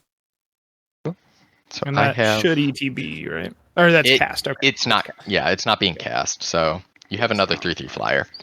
Yeah. I now have 3 of these 8/8. I'm going to find another copy. Maybe. Where's my- Maybe. Where's No, my I'm 2? super There not it going is. to find another copy. Cool. I'm gonna try and split up. And then that's gone. Then all of the things that just happened happen, and then I find where I set my hand down. I'm going to tap 3. And I'm going to play one of my favorite cards in this deck, even though it's much too late for it to really be too super duper useful. River Song's Diary. Yeah. River Song's Diary has imprint. Whenever a player casts an instant or sorcery from their hand, exile it instead of putting it into a graveyard as it resolves. And at the beginning of my upkeep, if there are 4 or more cards exiled with River Song's Diary, choose one of them at random. You may cast it without paying its mana cost. That's cool. I also have a trigger from the 13th Doctor. We're going to make Nardole really swole. Nardole is a 7/8 that taps for 6 mana. I love it. We're going to go 1, 2, 3, 4. And cast an instant at sorcery speed because I'm not pretentious. I'm going to cast Decaying Time Loop. So I will discard all the cards in my hand, then draw that many cards. So it's going to be 5. Okay. That will tuck under River Song's Diary as the first spell exiled with it. I will discard a mountain, a TARDIS, Graham O'Brien for the creature count, Exotic Orchard, and an island, and I will draw 5 cards. I wish I had that card draw right now. Jesus Christ. 4. Yeah, that's where I'm at. It's just Didn't really doing do sleight of much hand for tricks me. over here. Yeah. I mean, I have a lovely amount of cards in my hand. I just can't use them. Yeah. Ooh. Wah. Oh, this is We're really going- annoying me. That right there. Stupid. Oh, I should also have another one. These off of a paradox trigger. Cool. We're remembering our triggers that happened ages ago. I'm going to tap 2 for a Memory Worm. It is a 1/1. Whenever I cast a spell from anywhere other than my hand, Memory Worm deals 2 damage to target player. That player discards a card, then draws a card, and then I put a +1/+1 counter on Memory Worm. Oh, go ahead. Please. I'm going to tap for 2 mana so that my next spell has Cascade. And then I'm going to tap 2 more, and I'm going to cast Throes of Chaos. It is a 4 mana spell that says Cascade, Retrace. So now it says Cascade, Retrace. So I'm going to Cascade twice off of it. What gives it a double cascade? So it has Cascade, and the mana from Bigger on the inside gives it Cascade, since it is my Oh, next cool. spell. Okay. There's so much And there's a happening here. and I'm cat not trying following to invade. It's the Doctor That's Who a decks Doctor Who deck. get funny. Yeah. That is unfortunately Matavastra is too large. Thajaran Witness is a 0/4 with flash. That part doesn't matter. Whenever another creature dies, if it was attacking or blocking alone, exile it and investigate. On that trigger, I'm not going to have to split these up because now I'm going to be mean about it. I will put a +1/+1 counter on my unsummoning sick copy of the thing. So it is now a 9/9. And then we will go for the second Cascade. Danny Pink is too large. Temple of the False Gods. I was really hoping to hit something like really big I could have cascaded off of, but Throes of Chaos was fun to ponder. Okay, so I will look at the top 3 cards in my library, put them back in any order I may shuffle, and then draw a card. I will put... Memory Worm is... Jim, you can go ahead and take 2 damage, discard a card, and then draw a card twice. And it's got 2 counters on it. Triggers. Damn, I would have loved to have drawn a card. God damn it. I think I'm in the point where I have to try to kill Jim this turn or I lose. Right, got it, yeah. Because there are still all of those bugs. and I don't have flatline anymore. Those of Chaos goes under River Song's Diary. Then I ponder, look at the top 3, put them back in any order. Okay. Cool. I will put them back in this order, and then draw a card. Ponder goes away because it was cast from exile. I will put a... Oh god, I have to... I think I've cast 3 spells from exile this turn, right? Yes. That sounds right, because I double cascaded and I did the thing at the start of the turn. Yes, okay. That is relevant because, sorry, Ponder +1/+1 counter goes somewhere. It's going to go, oh, that's a problem. It's going to go on 13. 3 spells might actually be an issue.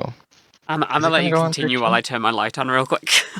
Yep, no, you go ahead, because I'm realizing Are you that storming? You want to storm? A little, sort of, kind of. I'm going to play this forest as my land for turn. The problem is I was really hoping to have it, you know, it's going to be fun. I won't put that counter on 13 because I don't think 13 is going to make it out of this turn in a moment here. So we're going to put that counter on this guy again. Because I'm going to go ahead and I'm going to go 1, 2, and 3. And I'm going to cast Impending Flux. It deals X damage to each... Oh, it doesn't hit my creatures. I should read my cards. Impending Flux deals X damage to each opponent and each creature they control, where X is 1 plus the number of spells I've cast from anywhere other than my hand this turn. So it's going to deal 4 damage to each opponent and each creature they control. Okay, I'm going to respond real fast. So yep, I'm going to tap to... I'll put Reassembling Skeleton from my graveyard back to the battlefield. I want to draw cards. Fair. You know, fair. Sorry, what was that? Let me Impending Flux. It's going to deal 4 damage to each opponent and each creature they control. Okay. Yeah. 1, 2, 3, 4, and then 4. So my Gluttonous Hellkite should be fine, right? Yeah, your new Gluttonous Hellkite dies because it doesn't have the counters. So I'm just losing on it. my insects. But Got it. You'll lose your insects and the token Gluttonous Hellkite that you copied. So okay. 3. Yeah, sure. Yeah. I will lose 3 life and draw 3 cards off of Dark Prophecy. Honestly, I'd forgotten I had the token. Doctor Who giveth, Doctor Who taketh away. Doctor Who taketh away. And then I kind of just have to... I feel like I just have to full send at Jim. I'm so sorry, Jim. Impending Flux tucks under... River Song's Diary is very red this game. Your one dude went up 1, 2, 3, 4, 5. Oh, yeah. Right. 6. Jesus Christ. 19, 20. It went up by 20. Yeah, how many just went into the graveyard, by the way? 6. So I 6. I had 3 die. 1, 2. So there's 6, 7, 8, 9. And then how many of yours died, Mia? Just 1? There were tokens, but yeah, there were 3. I had 3 tokens die. Okay, cool. Scavenger Drake goes up to being a 23/23. Jesus Incredible. Christ. So Jim is at 28. And we're playing for possibly 3rd at this rate. I'm going to send 2 10/10s in the air at you, Jim. As well as we'll just go for Exaxes and see if it pays off. An 8/8 and a 6/6 that has to be blocked. So that should deal with the blocker situation and then deal exactly 28. And then Foretold Soldier will go back to the Foretold zone. Cool. Because he punched. As and I will lose the original... the god. Yep. The big original guy. Titan is gone, and now that will represent the one that has counters on it. Gisum Christmas. Second main phase. We're just going to tap Nardole since hopefully he's untapping in a moment. To start the TARDIS, Surveil 2, then draw a card. Right, I knew about these cards. I don't want either of them. They're Cultivate and Carpet of Flowers. I have enough mana. It's a little late, yeah. And that will go under Riversong's diary. So if it gets back around to me, I have single-handedly filled Riversong's diary enough to get one of these spells at random. So that's kind of fun. I will move to my end step and untap my creatures that have counters on them and see what happens. Also on your end step, I will sacrifice 2 treasures to bring back the reassembling skeleton to the battlefield. Nice. That means this goes down by 1 then? Okay. Correct. It'll go back up here in a second. Okay, so untap. On upkeep, I have to sacrifice a creature with the Cult of the Absolute. So that will have Will and the Scavenger Drake go up 1. I will lose a life and draw a card. get one more. Or no, I don't, because And that draw for would turn. not die. Creature would not die. Well, butts. Okay. I will play Crystal Grotto, scry 1. It's way too late for that one. Oh boy, that passed 12 turns ago. All right. So yeah, all right. I will, I guess, tap 3.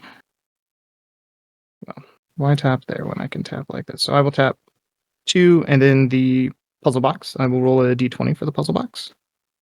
It's a 6. Very quickly running out of dice, so I'm gonna actually just use a token for it. So that number is obscene. So 19 plus 16, what, 30. Oh wait, everything from Jim's graveyard has disappeared now. So can I get another? Yes, Yeah, sorry. we need a new count yeah. on creatures. 1, 2, 1, 3, 4, 4. 4. 3. So 7 from us. I rolled a dice, so will go up +1. Actually, well, hold on. I get to roll that dice twice. I forgot. So I will. It was an 8, so it was worse. So we'll do a component pouch. That's what I tapped my mana for. So I can tap it to remove a component counter from component pouch to add 2 mana. Or I can tap it to roll a d20. For 1 through 9, put a component counter on it, or for 10 through 20, I'll put 2 component counters on it. So I'm just going to go ahead and tap that to roll a d20. That's a 2. Going for a second roll with Will's trigger. And that is a 16. Better than a 2.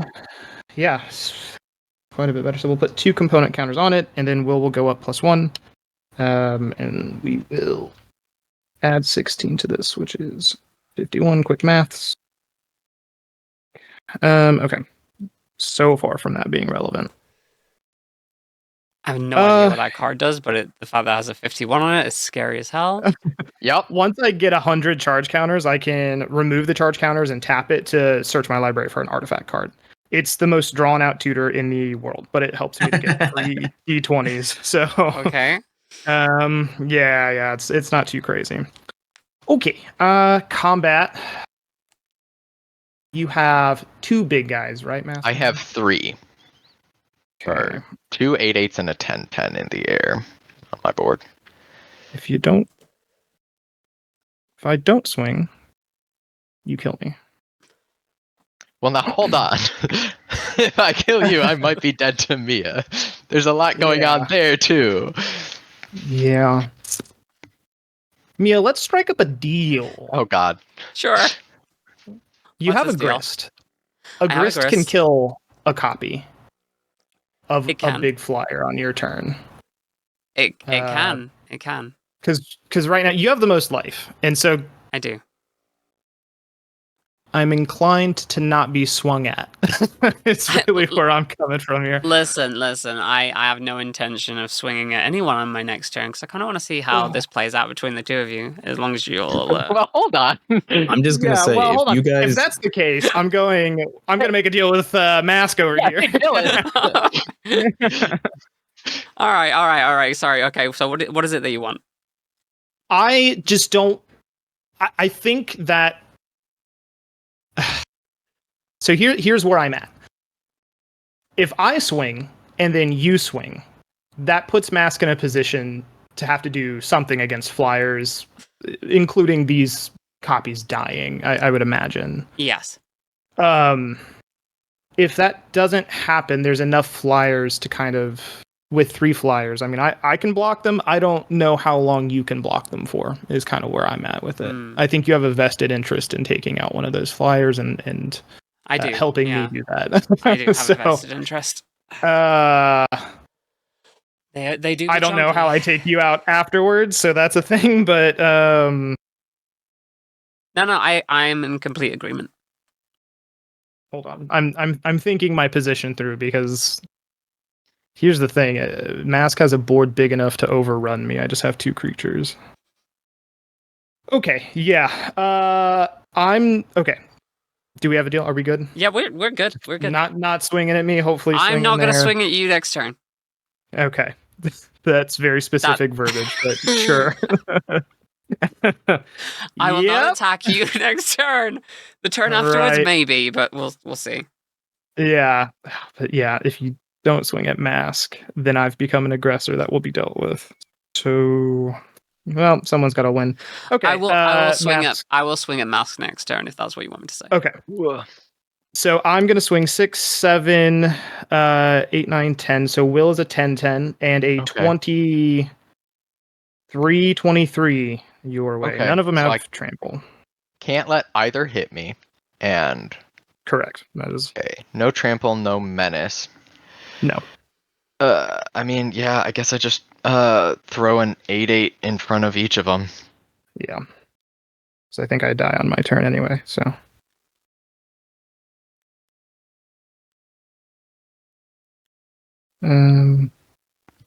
Yeah. After I gave you a soul ring. I appreciate it. However. Yeah. All right, I'll pass. I don't think I see my next turn, but I'm honestly not sure I see my next turn. Jesus Christ. All right. Untap. Upkeep, draw. For God's sake, I just wish I had more options here, but Tainted Wood. Why? That's my fault. I'm a dumbass. Okay. Cool. I've just not been dealing with any lands. Right, I did promise to swing at you, so I will swing at you just with the Gluttonous Hellkite's Mask. An 11/11? It is an you know what? I've already moved to that phase. Actually, okay. I can activate this at instant speed, can't I? Yeah, you can activate that to buff it. I have a 10/10 to block with. That is all I can do. All right, well, I'll just leave it as is. So yeah, because there's no point going overboard. All right, so that goes away. And okay, I'll move into my next part. I'm going to tap for 1 swamp, 2 swamps, Soul Ring, this and this. I'm going to play Final Act and destroy all creatures. Well, I guess I will respond to use my onboard effects. I will crack a clue with Osgood. Draw a card.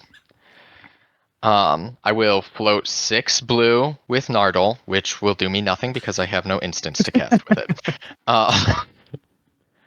Okay. I'll also respond if your effects are done. Yep. Okay. I'm going to tap 2 and play Fake Your Own Death. So until end of turn, target creature gets +2/+0 and gains. When this creature dies, return it to the battlefield tapped under its owner's control, and you create a treasure token. Okay, both of those are going to exile under River Song's Diary. Those are both instants or sorceries. So that's Fake Your Own Death. So I'm gonna. Will die and then bounce. Should be a sad one. This will become unattached. And I'm just going to write board wipe because I don't remember its name. I will lose 2 life and draw 2. I just wanted to shake things up a little bit, honestly. Hey, I respect it. I fully respect it. All of these things die. Yep. No, nothing funky there. Cool. 6 blue mana is going to go away. You would think I'd have a plan for what I'd do after this, but I really don't. So Yeah. that's fun. I figured did you you love were your- I love gonna. Funky Fresh plan. Grist. No, if I had like another swamp, I could have tapped Mortivore and done that, Yeah. and then brought him straight back. But I don't have that. So How many creature cards are in your graveyard, Mia? That's a good question. It doesn't really matter Do you now. have 10 in there?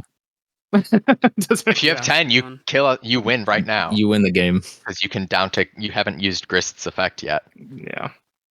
Do you have 10? Have you played 10 creatures? Because I don't think the I real have. question. 1, 2, anger's in 3. No, I've only got 4 in there. Well, I've not that had the that would have been mana the to, like- craziest way to win.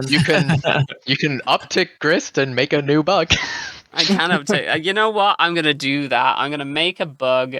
He's gonna go to. Wait, is there anything on the field at the moment? No, no creatures. Will, But you'd have to have a creature to sacrifice to. I would have to have a creature to sacrifice. Yeah. I thought you were going to sacrifice the Mortivore, kill the flying blocker, and then swing in with 11 and take Mask and kill out. me. Yeah. So Yeah, no, I'm not that smart. I'm just gonna go. Up to no, 6. it's okay. It changes things up for sure. I really do think it does. And then I will pass my turn, I Cool. guess. I'm going to untap, upkeep. I will have a trigger from Riversong's Diary because there are 4 more cards exiled with Riversong's Diary. So I will choose one at random. So I'm going to roll a d6 because there are 6 cards currently exiled under. I'm just going to go straight down my list of cards here for what we hit. So 1 will be Start the TARDIS, 2 Impending Flux, 3 Throws of Chaos, 4 Decaying Time Loop, 5 for Fake Your Own Death, that will do nothing, and 6 for the board wipe. God, the board wipe would be unfortunate. 4. So I'm Ooh, going to Decaying Time Loop. I can discard all the cards in my hand and then draw that many. I'm going to discard Sonic Screwdriver, Araxa, Empress of Mars, Bill Potts, and a Forest to draw 4 cards, and then this will finally get into my graveyard, which is great because it has Retrace, so if I need to do it again, I can discard a land to do it from there. So I will draw 4 before my draw step. You'll never guess what I drew. Land. Untap. So upkeep is now done. Draw for turn. These trigger. I will add 6 red from the Flux on its final chapter, and then Heaven Sent will deal 1 damage to each opponent. Yep. Okay. If that singular damage had killed either of you, I would have drawn 7 cards, but because it hasn't, I will exile Heaven Sent, and I may cast it this turn. So I have 6 red. We're going to spend 2 of that red, and we're going to cast an Arcane Signet. Fair. No, we're not. I lied. We're going to spend 4 of that red. You know what we're going to do? We're going to spend 4 of that red. We're going to discard a land. We're going to cast Decaying Time Loop. So I will discard 4 cards and draw 4 cards. Goodbye, Arcane Signet, Christ. Cursed Mirror, Myriad Landscape, Sheltered Thicket. Draw 4 new cards. 2, 3, 4. That's not helpful. Do you remember how you said we were going to do multiple games today? I don't think Yeah, that's happening. 3 hour endeavor. We're going to spend 2 and also tap 2 to get a Cascade trigger this time. We're going to discard a mountain and we're going to Decay Time Loop. Discard 3 cards and draw 3 more, but first, I want you to like I mill said, yourself so bad. it makes funny states. First, we're going to Cascade.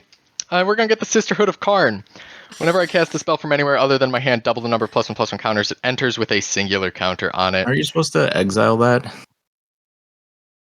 So Retrace is you can cast it from your graveyard by discarding a land in addition to paying its other costs. Oh, that's So what the unlike land was Flashback, for. it just goes back into the graveyard. But I have to discard. So I will now draw the 3 cards from Decaying Time Loop. Jesus Christ, that graveyard size, like, goddamn. Yep. This, I don't think I usually go through this much Wait, of the deck. did any other creatures go in there while you were doing? Not that it matters right now, but like, just so you know. So The game. Iraxa and Bill, I think, are the Okay. only creatures that have gone in. So 2. We'll see if I get the chance to ask you again. Entirely fair. I don't think I just keep casting Decay with Time Loop. That sounds ridiculous. Um, It is a time loop. truly, and it's decaying because my hand keeps getting smaller. Um, You need a way to draw a card off that. That'd be dope. yeah, I'm going to tap 2, cast Heaven Sent from Exile. I will investigate on chapter 1.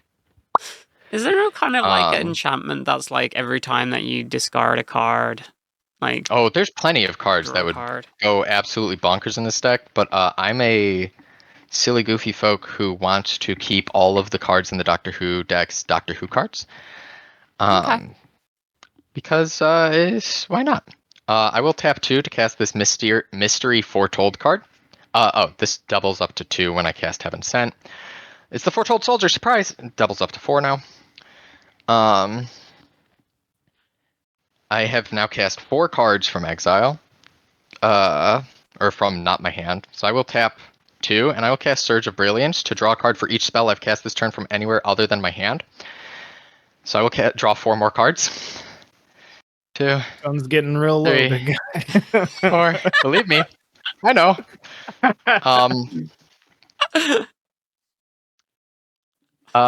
We're gonna go Path of Ancestry, and then 2, 3. I'm gonna cast River Song. Okay. Because if I died with her in my hand, I would feel bad. She Aw. is a 2/2 with Meet in Reverse. I draw cards from the bottom of my library rather than the top.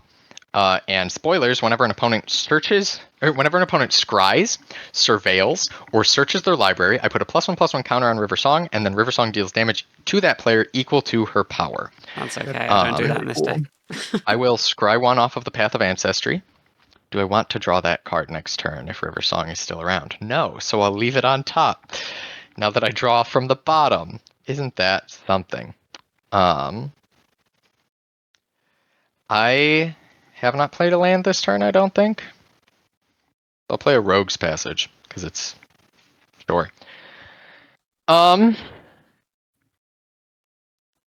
Crack a clue and draw from the bottom of my library. Right, cool. I'm gonna crack a clue and draw from the bottom of my library.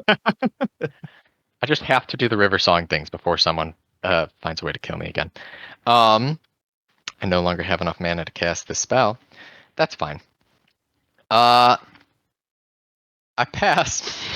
Okay. On your end step, I will recast I will not recast. I will return the reassembling skeleton, and then I will move to my turn. Oh. Not cheap, please. No. The beginning of upkeep, I have to sacrifice a creature. I will sack the reassembling skeleton. I will take a damage and draw a card. And I will draw for the turn. Hey, I found all the lands I needed so long ago. Okay. Woo! Command tower. Could you send me some of those lands, please? That'd be mighty good. Thank you. Yeah, I got a swamp. I can Lay down, you. You'll send never you. guess what I'm planning on doing next turn if I'm still alive. Forcing us to search our libraries? Question mark? I don't know. No, I plan on casting a card from my graveyard by discarding a land. No. I'm just gonna put that on top of the graveyard so that I remember. I'm gonna tap a swamp to equip Will with the Ghost Lantern again. I will. Remember, I didn't attack you. So. Yeah, no. I'm concerned about the amount of digging that Mask can do to get anything done. So It is kind of ridiculous, yeah. I'm gonna tap 2. I will bring back the reassembling skeleton tapped.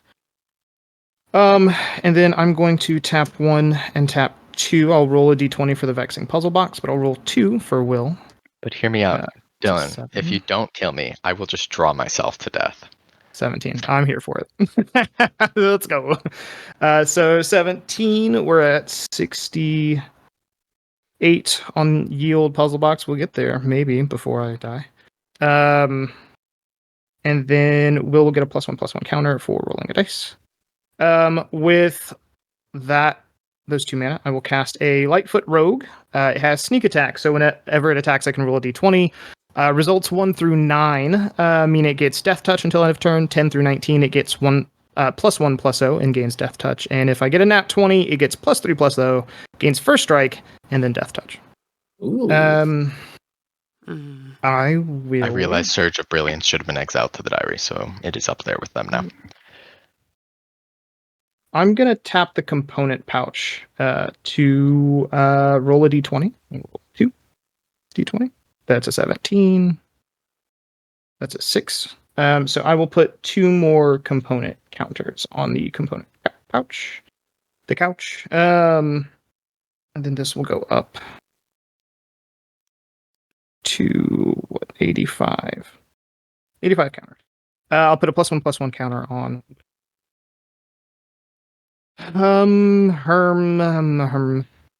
Look, Mia, you gotta lose sometime or lose life sometime. I gotta lose life. Yeah. Life.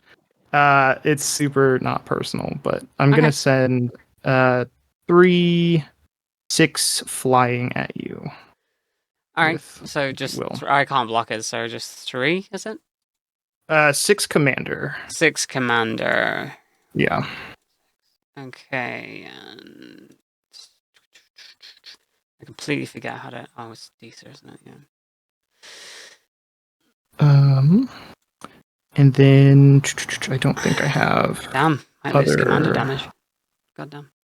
I don't have other effects. I'll move to my end step. Canonized in Blood says at the beginning of your end step, if you descended this turn, put a 1/1 counter on target creature you control. Descending is if a permanent card was put into your graveyard from anywhere. So I will put a 1/1 counter on the Lightfoot Rogue.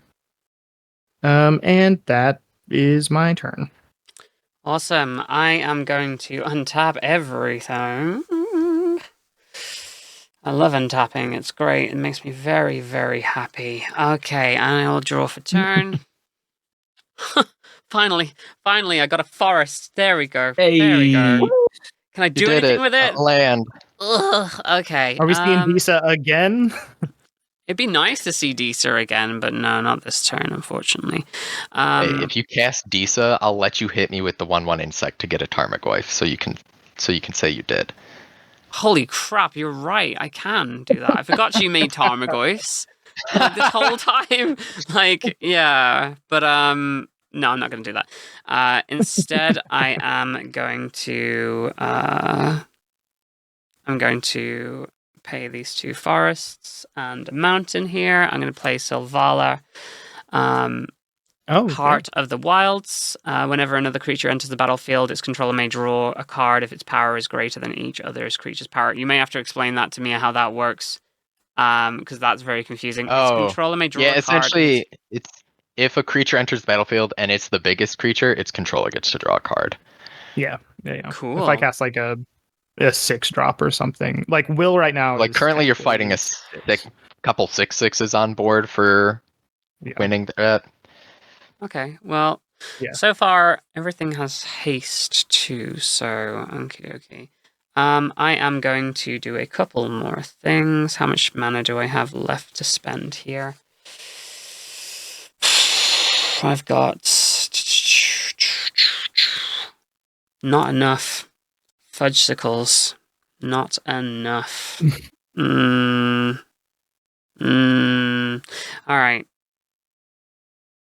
Ugh, god damn it. Silvala, you're cute, but god damn. Alright. Ugh. For lack of a better idea, I am going to tap this and my Soul Ring. And I am going to play Victimize. I'm going to sack this insect to do it. Ooh, yeah. Choose to target creature cards in your graveyard. Sacrifice creature if you do return those chosen cards to the battlefield tapped. Awesome. So they can't really do anything this turn anyway. 2 creatures. Oh. Yeah, there's a lot there. What's the greatest power in somebody's graveyard right now? Greatest power in the graveyard. That's a new question. 4? That's gonna 5. Well, of creatures 5. or just any power. 5. Because it's I up have a creatures. nautiloid ship. That's a 5/5, but otherwise the Herald. I have is a 4. 5/4 in my graveyard, which I think is one of the biggest things in the deck, honestly. Sorry, Yeah. Karam, you're staying in the graveyard. No, poor Karam, dude. Oh, no. I'm going to bring back Mortivore and Gluttonous Hellkite. So, here's the fun thing. How many creatures are in everybody's graveyard? 1, Yep. 2 on mine. 1, 2, 3, 4. 4. 4? If you brought back Karam, 6. he could attack, which would cause everybody to mill He 3 or can't. mill He a card. comes back tapped. You have anger. Oh, comes back tapped. Oh, the tapped. Yeah, Oh. victimize. I always forget. Lost track of my that count. it's Lost track of my count. 1, Yeah. 2, 3, Sorry. 4, 5, 6. Panic pink. How many did 7. you have, Dylan? 4. 4. So that's 6. And 9 from me. So that's Woo! Jesus fucking Christ. I'm that far through my deck, and there's only 9 creatures in the graveyard. So that's 15. God damn. All right. And then this is just a 3/3 because that doesn't trigger. Okay, Victimize goes into the graveyard, and last but not least, We're Do good. you draw off of more? Is it cast for Selvala or whenever a creature enters? whenever You a should be creature able to draw enters the Selvala. battlefield, Enters. yeah, So yeah, Mortivore will draw you a card. Okay. Because that's a big boy. Now we're fighting with a 15/15 for the. Yeah, I don't think we're getting past that one. Well, I might get bigger than it, but I'm not going to suddenly have a creature that's bigger than it. Sure, yeah. and I am going to. Oh, Victimize is now on my list of cards I might randomly hit. I'm going What? to. Gross. Very gross. I can't really do much unless I use Sylvala, but I feel like you've got defenders that can just instantly kill her. So. Yeah. Oh wait! I've just realized I'm being You can dumb. add X mana. Oh my god, Yeah. you can add 15 Grist. mana. Chris, Oh yeah, you also have Grist. But if you've Yeah. got if you have a green source, you could tap Selvala for 15. I don't because have a she has green. I haste. had to pay 2 green to get her out. I will Right. just make you have so much mana. To make a blocker or detonate a threat. When can you activate Grist? Just as a sorcery? Yes. Yeah. Okay, that's sorcery speed. That sucks. Ugh, and I just Well, you think I'm gonna crack a clue? okay. Draw from the Fair bottom of enough. my library. Thank you. All for right. your song. Yeah, you know what? I'll just create another insect. I guess I can't see me unless there's something really really difficult on the field that I probably should be dead right now, but I don't think there is. No, I mean, I don't think there's No. anything too crazy on the field. no. Yeah, not the right now. amount of rebuilding has been. Okay, so I will create the insect again, and I will mill. Oh, it's Tragic Slip. Oh, that's unfortunate. Oof. I like Tragic Such a- Slip. I want the anime version of that. Have you seen the anime version? Yeah. Of Tragic Slip? It's so fucking I cute. have not. Hold on. Yeah. Let me see if I can get it up on the screen. Oh, hold on. That might be there. Oh, it's so much better. Holy Yeah. Hera. I'm gonna Is- go what find did- a D8 because there are now 7 cards I have to choose Can I from. not see the A ultimate special guest. artwork? God damn it. What did that? When did that? Is that 2024? I'm not sure. Oh. What set does it say? What does the set in the corner? Is it WOT? Special guest. No, it's SPG. So I don't know what. Might set it have came out been with. Murders. I'm trying to remember. Yeah, when it's they started doing- 2023, so it might have been murder. Well, murders is February. Oh. I thought it was a Wilds of Eldraine card, but apparently not. Okay. Yeah, because they did so much of the anime border stuff. Yeah. Anything else on your turn, Mia? Oh, sorry. No. I pass. Yeah. Okay. Can I I'm still? going to. If Motivo is tapped, can he still use his ability, or is that not possible? Yeah. No, regenerate. You can still regenerate him as long as it does not require. I have bats. I forgot. I have bats. Oh yes. Yeah, So you're Chi chilling. came You back, and I have two bats. So Nice. Oh, I'm seeing the anime one you're referring to. I saw the full art one. The anime one was Jumpstart. That was 2022. yes, Oh, on the okay. Jumpstart one. It's only 94 cents. I'm scooping that as fast as I can. I'm going to untap. Upkeep. I have 7 cards to choose from. We're going to once again just go straight down the list with my incredibly sized D8. If I roll an 8, I will re-roll it. This is one of my favorite dice. It is the size of my thumbnail. Shazam. That is a 2. So I will start the TARDIS. So I will surveil 2, draw a card. And it has Jumpstart, so I can cast it from my graveyard by discarding a card, and then it gets exiled. But first, I will Surveil 2, which goes from the top of my library, which is useless. I'll put them both in the graveyard, because I don't want either of them. And then I will draw from the bottom of my library. Thank you, River Song. Cool. Wish I could have changed what that card was. But the card is now in the graveyard. I will now move to my draw step, and draw from the bottom of my library. Okay. Cool. This also has doubled. They now have 8 counters on them because I cast the spell from not my hand. I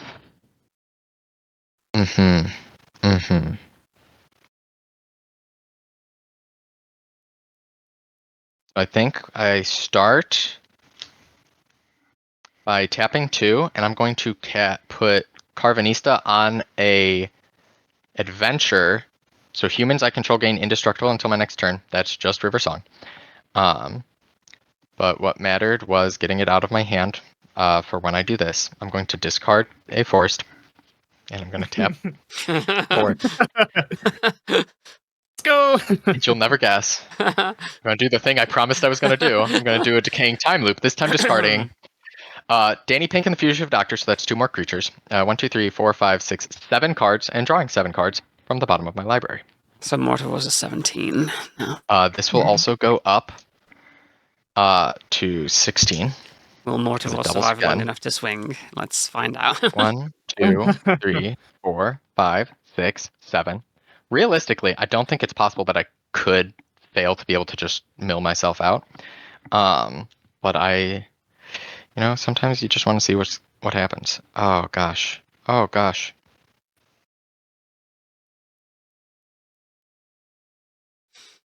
Okay. Sure. I do. You should get like TARDIS sleeves for that deck.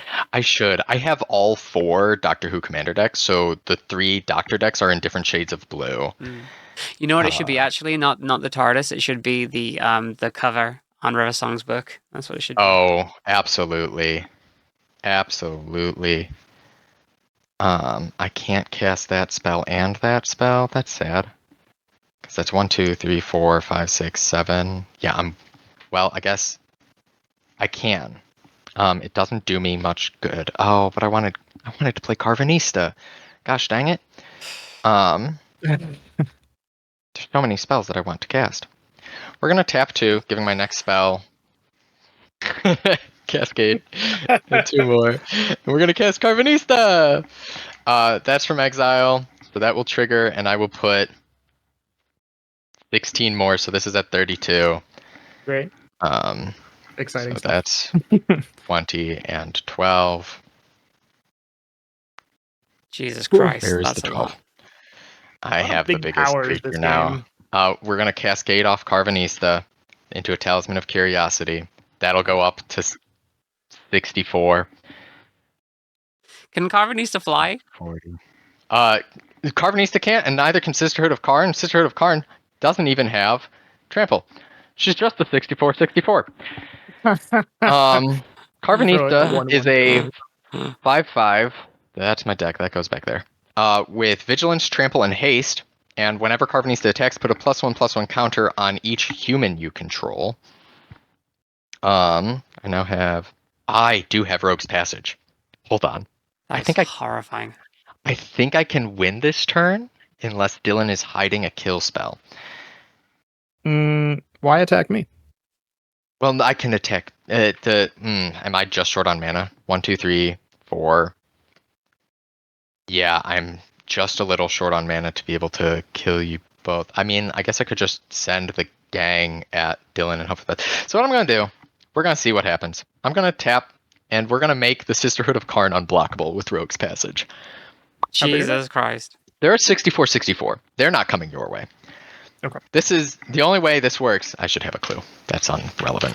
The only way this works is if I don't send them your way, because then I'm going to go to combat. I'm going to send an unblockable 64/64 at Mia. I'm just going to send everybody else at Dylan. Sure. River Song is an indestructible 2/2. The Foretold Soldier is a 6/6 that has to be blocked by exactly one creature, and Carvanista is a 5/5 Vigilance Trample Haste. River Song is actually a 3/3 because it gets a +1. She gets a +1/+1 counter from Carvanista. I will say, if I had had that swamp, I could have final acted. I could have brought back Mortivore on the same turn, swung and killed her on the same turn. I So believe much you. another Swamp. I believe that I have lucked my way into drawing 80% of my deck this game, because that doesn't usually happen. Okay. So I will sack 2 treasures, tap Soul Mhm. Ring. So that's 4, 5, 6, 7. To sacrifice Canonized in Blood and make a 4/3 white and black vampire demon creature token. Okay. So I think I survive, maybe? It's entirely possible. So there's a 6/6 that you have to block with exactly one creature. Yep. Okay. A 3/3 indestructible and a 5/5 trample. 5/5 with Can I do anything here? No, okay, it's so I have to unblockable. think about this Can't do because anything. when creatures of mine die, Oh I yeah. also lose a Draw life. Okay, and lose a so life. River Song's 3/3, Yes. 6/6. And a 5/5 trample. The 5/5 is the only one with trample. Okay, so if I block the 6, that dies, I lose a life. If I block River, they both die, I lose a life. So that's 7. If I block River, block that, 5. I think I'll survive by 1. If I block think River you- with... Oh no, 3/3. Yep. Ooh. Yeah, do I have any other... So I don't think so. No, I think it's Xaxes with the Dark Did I Prophecy. get Xaxes there? Unless I get a 1 cost, well, I guess it doesn't matter. What if I draw something crazy? I don't know what I would draw that I could One immediately... creature go away who went to the graveyard first. The one that made the 4/3. Did he? That was it was enchantment. an enchantment. An enchantment. Oh. 4/3. If I let the 5 through, yeah. Can I just block the? Well, hold on. Can I just block the Trampler? No, because that's 6 and 9 still. Yeah, no, I think it's Xaxes.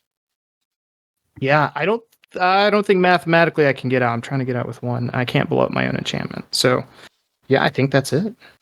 Wow. See what I would have drawn. I don't think I've ever had Sisterhood of Karn be bigger than an 8/8 before. She usually ends up getting knocked. God damn. Well, GG's. GG. Congratulations on winning the first ever Saturday Showdown, MaskMan. Hey. Congratulations. Yeah, that was fun. That was fun. That was very fun. I wish I'd had one more turn. One more turn. Yeah, I wish you had a better land situation. I really loved that deck, and so I would have loved to see it go off.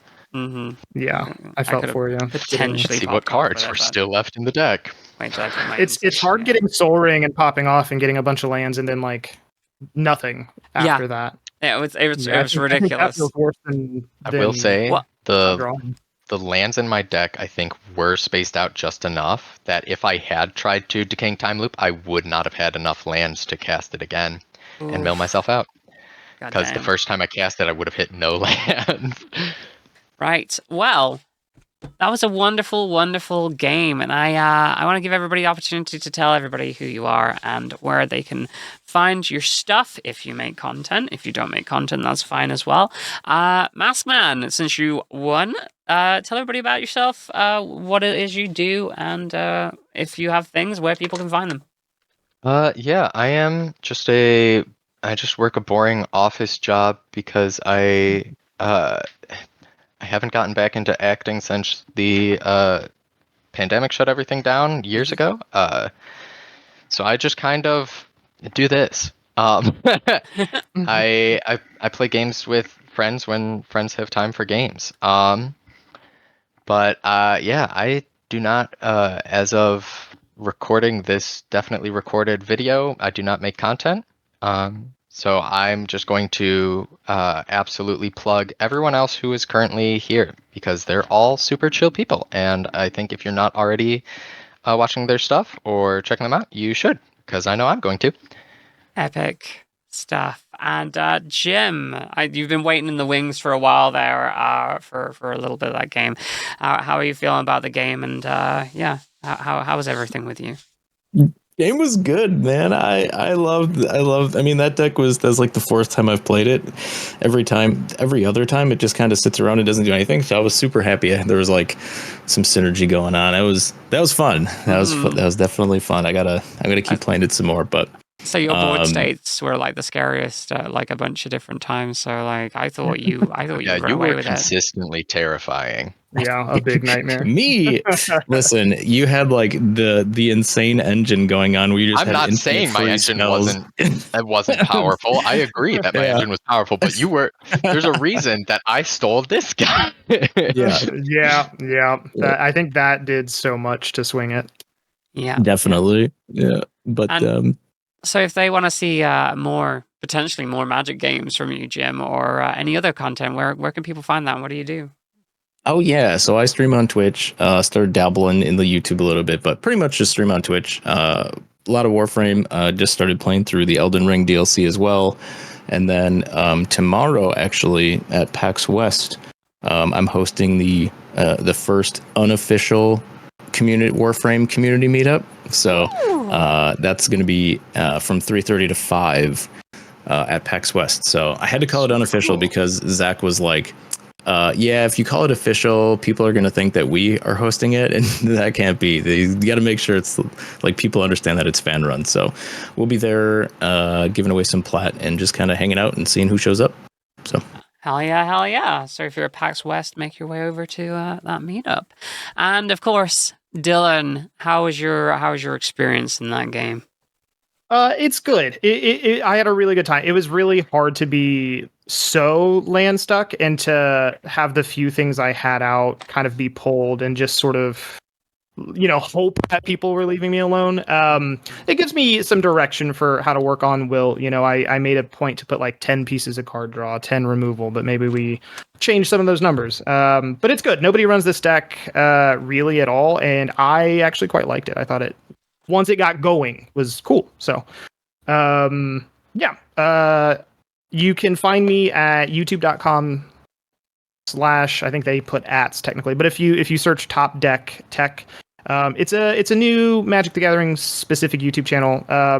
As a newer player, there were a lot of things I got stuck on that I didn't understand. What's a spell? What's not a spell? When is it a spell? What is a permanent? When can I activate abilities? And Mask actually taught me the game. So when it came to like learning those things, it was tough. And so now I'm taking all those bumps and bruises I took and trying to put those into content for other new people to get into a game that is kind of a lot deeper than just reading the card explains the card. So yeah, we're new. You can check us out. Hell yeah. All those links will be in the description down below. And I don't know if you've noticed, but I've been trying to make my screen look almost exactly like Jim's. I was like, Nice. what's happening? that's right. You had the pink one earlier. Like, what the heck? Where'd the red one come from? That is the pink one. It's just the yellow lights on now, so it's making it a little bit different. So, nice. Yeah. But Wait, yeah. I have to ask real quick, Dylan. What artifact could you go get in your deck once you hit 100? So I have good a question. Sword of Hours that's really fun. It's another dice roll sword. It's like the only artifact I would tutor. But when you deal damage, if you have to deal combat damage and then roll a d12, and then if the damage you dealt is less than your roll, then you get that much difference. So it's not super strong. It's wacky. It's like I said, the whole deck is very D&D Baldur's Gate themed, but that's probably what I would have went for. I don't know.